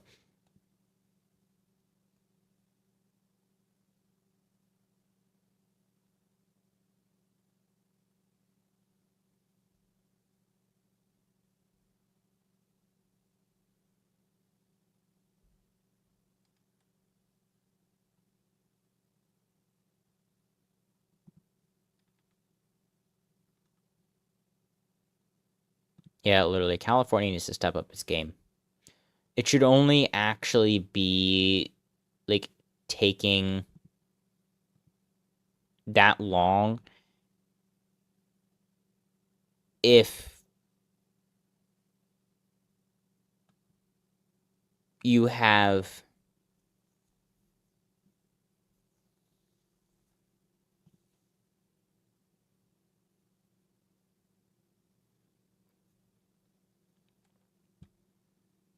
it was super duper close.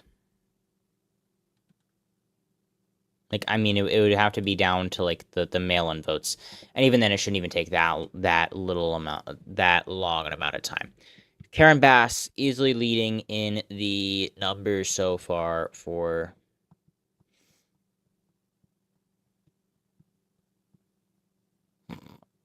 That's interesting. Yeah, why does the map go that far? You can just zoom in on Salt Lake City. Anyway. Yeah, Los Angeles mayor. It's all down in here in the central area. Probably something like that. I don't know what the city of Los Angeles looks like proper. I mean, the city borders in America are terrible.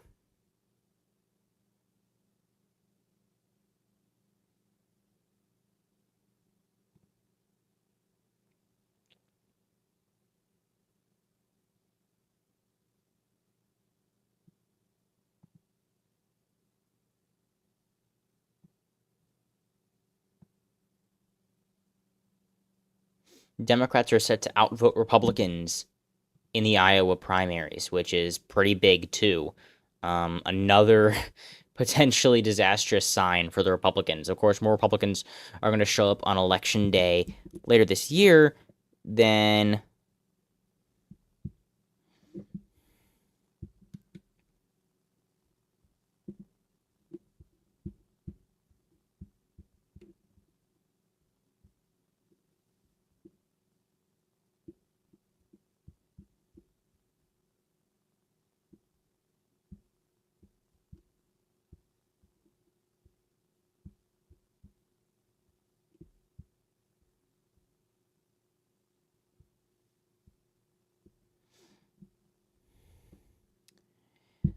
So,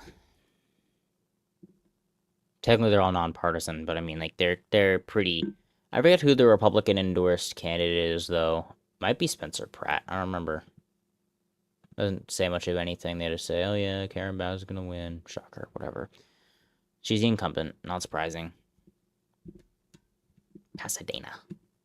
That's its own thing. I'm pretty sure they also have their own election. What is the... What does the actual border of... Don't ask about those. I do so much random nonsense.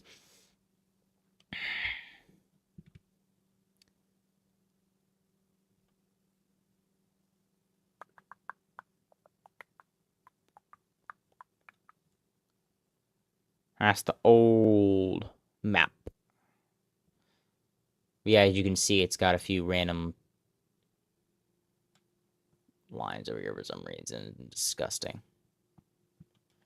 Disgusting.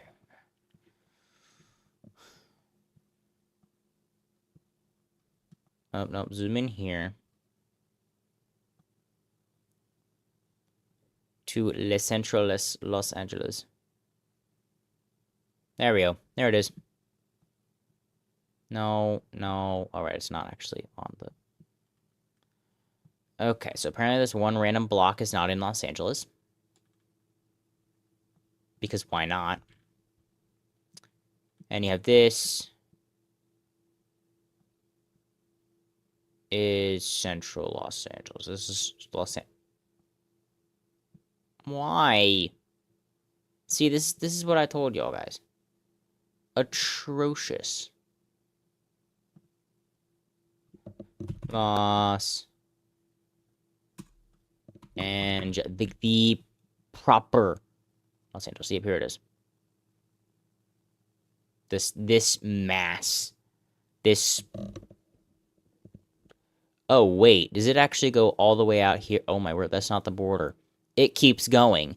This is just a hole. Oh, my gosh. Santa Monica is a hole. This is a hole. It keeps going. Over here, there's a hole in San Fernando.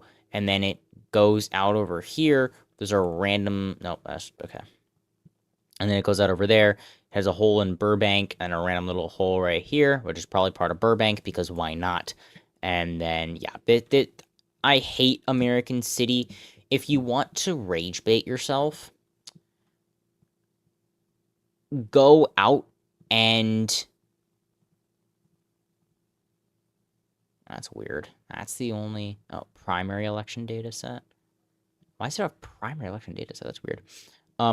Then just look at the maps of boundaries of cities in the United States. They are so bad. They're so bad. So...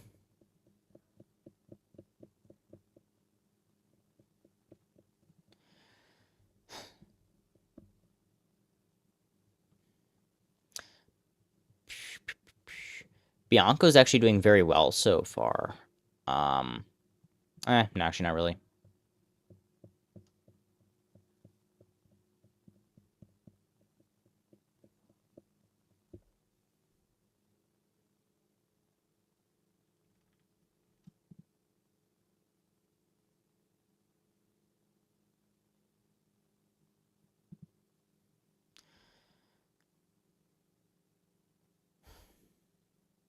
Really not much to do. Bianco winning Riverside and randomly Lassen County. Interesting choices for just random counties for him to win. I'm not 100% sure on why, but, you know, whatever. It's you know, sometimes you just end up getting, like, little anomalies with, like, voting you can kind of take as a science, but to some degree there is just some sense of randomness in voter behavior, which is why models are only so good. It's why voter behavior is such a studied topic, because otherwise we'd have a perfect model for it at this point. It's because human behavior is so unpredictable that we have the systems that we do. But yeah, this isn't too surprising. Hilton running up numbers across the rurals. I think, as of right now, the most likely is going to be probably Becerra and Hilton still. Bianco is just too far behind at this point to be able to actually really get anything together. But interestingly enough, does look like that we're not going to be able to have any Democrat lockout scenario for Republicans. Or we're not going to have Republicans locked out of the general because Steyer isn't necessarily doing well enough in some of these areas. He's not pulling enough out of specifically Los Angeles. If Steyer were winning enough in Los Angeles County, then he'd be able to do pretty well. But he's third place. It sounds stupid, but Steyer legit just isn't getting the numbers. Now it's like, well, duh, that's just what happens. If you don't have the numbers, that's how elections work. You get votes. But he just doesn't have the numbers that he needs in the right places. Sacramento, he's wow, down by like 10. I mean, he's not. He's winning in San Francisco by 7. So, but he needs to be winning in the more, urban cores like Los Angeles too, in order to have much of a chance of winning. He needs to be, getting more focus than that, right? Already at 43% in. That's actually very impressive. I'm very surprised in a good way for California. We're all very proud of you, California. Keep going, buddy. We believe in you. Keep counting. I know this is new for you, but keep counting. Other states do this fine. Lonnie Bankhead almost certainly going to be nominee. I don't necessarily see. Yeah, all the big counties have reported at this point at least some vote, and Bankhead is leading in all of them. Looking at South Dakota governor, Toby Doden's going to move on. Almost certainly Larry Roden is going to move on too. I don't really see any. Oh, Dusty Johnson's winning in Minnehaha County. Minnehaha. And Brown County. It depends on if Roden is going to win in Stanley County, in Potter, in Walworth, in Oglala Lakota. There we go. Oglala Lakota. There we go. Okay. If he can win in those 4, then he might be able to beat Johnson. But Johnson does have a pretty good pick from the Sioux Falls-based Minnehaha County, which is actually a somewhat competitive county in South Dakota. Voted for Trump by 12.7%, voted for him by 9.5% in 2020, but it did vote for Obama in 2008. 7.5% for Romney. I'm a little bit surprised it's actually by that much. Against Clinton by 15, and by 12.7. So it's actually a little bit left trending. It's probably a suburban, ex-urban core county around Sioux Falls. I'm kind of curious about what it looks like at this point. But I'll go away.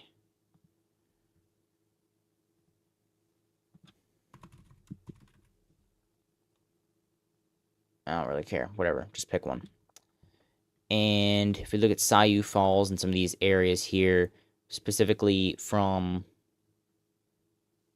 Oh, of course it doesn't have 2024. Well, I guess we'll do 2008 to 2020, whatever. Get that out of here. Yeah, you have some central parts of Sioux Falls in this area. You have some these outer regions actually trending to the right, which is one I really wanted to see was 2016 to 2024. Because the county as a whole actually did, of course, shift to the right between 2008 and 2020. But, yeah, I don't know why they still don't have all of the... What is this? Random exclave. That's not good. Of what? 15? Yeah, okay. I mean, you can again see what I was talking about a while ago. You can see all of these, literally every single one of these precincts shifted to the right from 2008 to 2020, all across this northern region here. That Obama won some of these counties in back in 2008. Even the ones that he didn't, again, you can see very clear trends towards the Republicans, and then down in these areas where Obama did win. You have some in some of these areas around Sioux Falls, but yeah, it's not. Yeah. Okay. So there's that. I think it's going to probably end up being Doden v. Roden. Looking at the California governorship, Becerra very narrowly in the lead now by just 5,000 votes.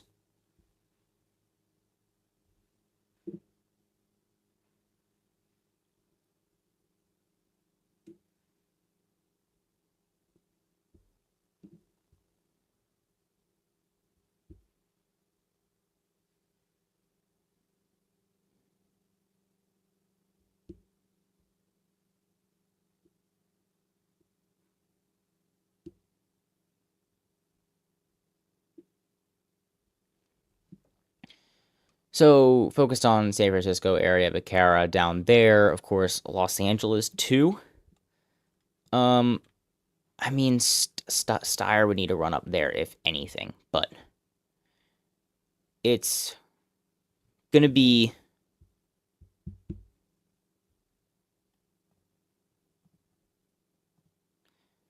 if he can't pull off a win shockingly, then or pulling off things in Los Angeles, then it's probably not going to end up happening. But things are going to go really, really slow. So I'm going to end things here. 11:45 p.m. Thank you so much for watching. Make sure to subscribe if you haven't already. And have a fantastic rest of your night.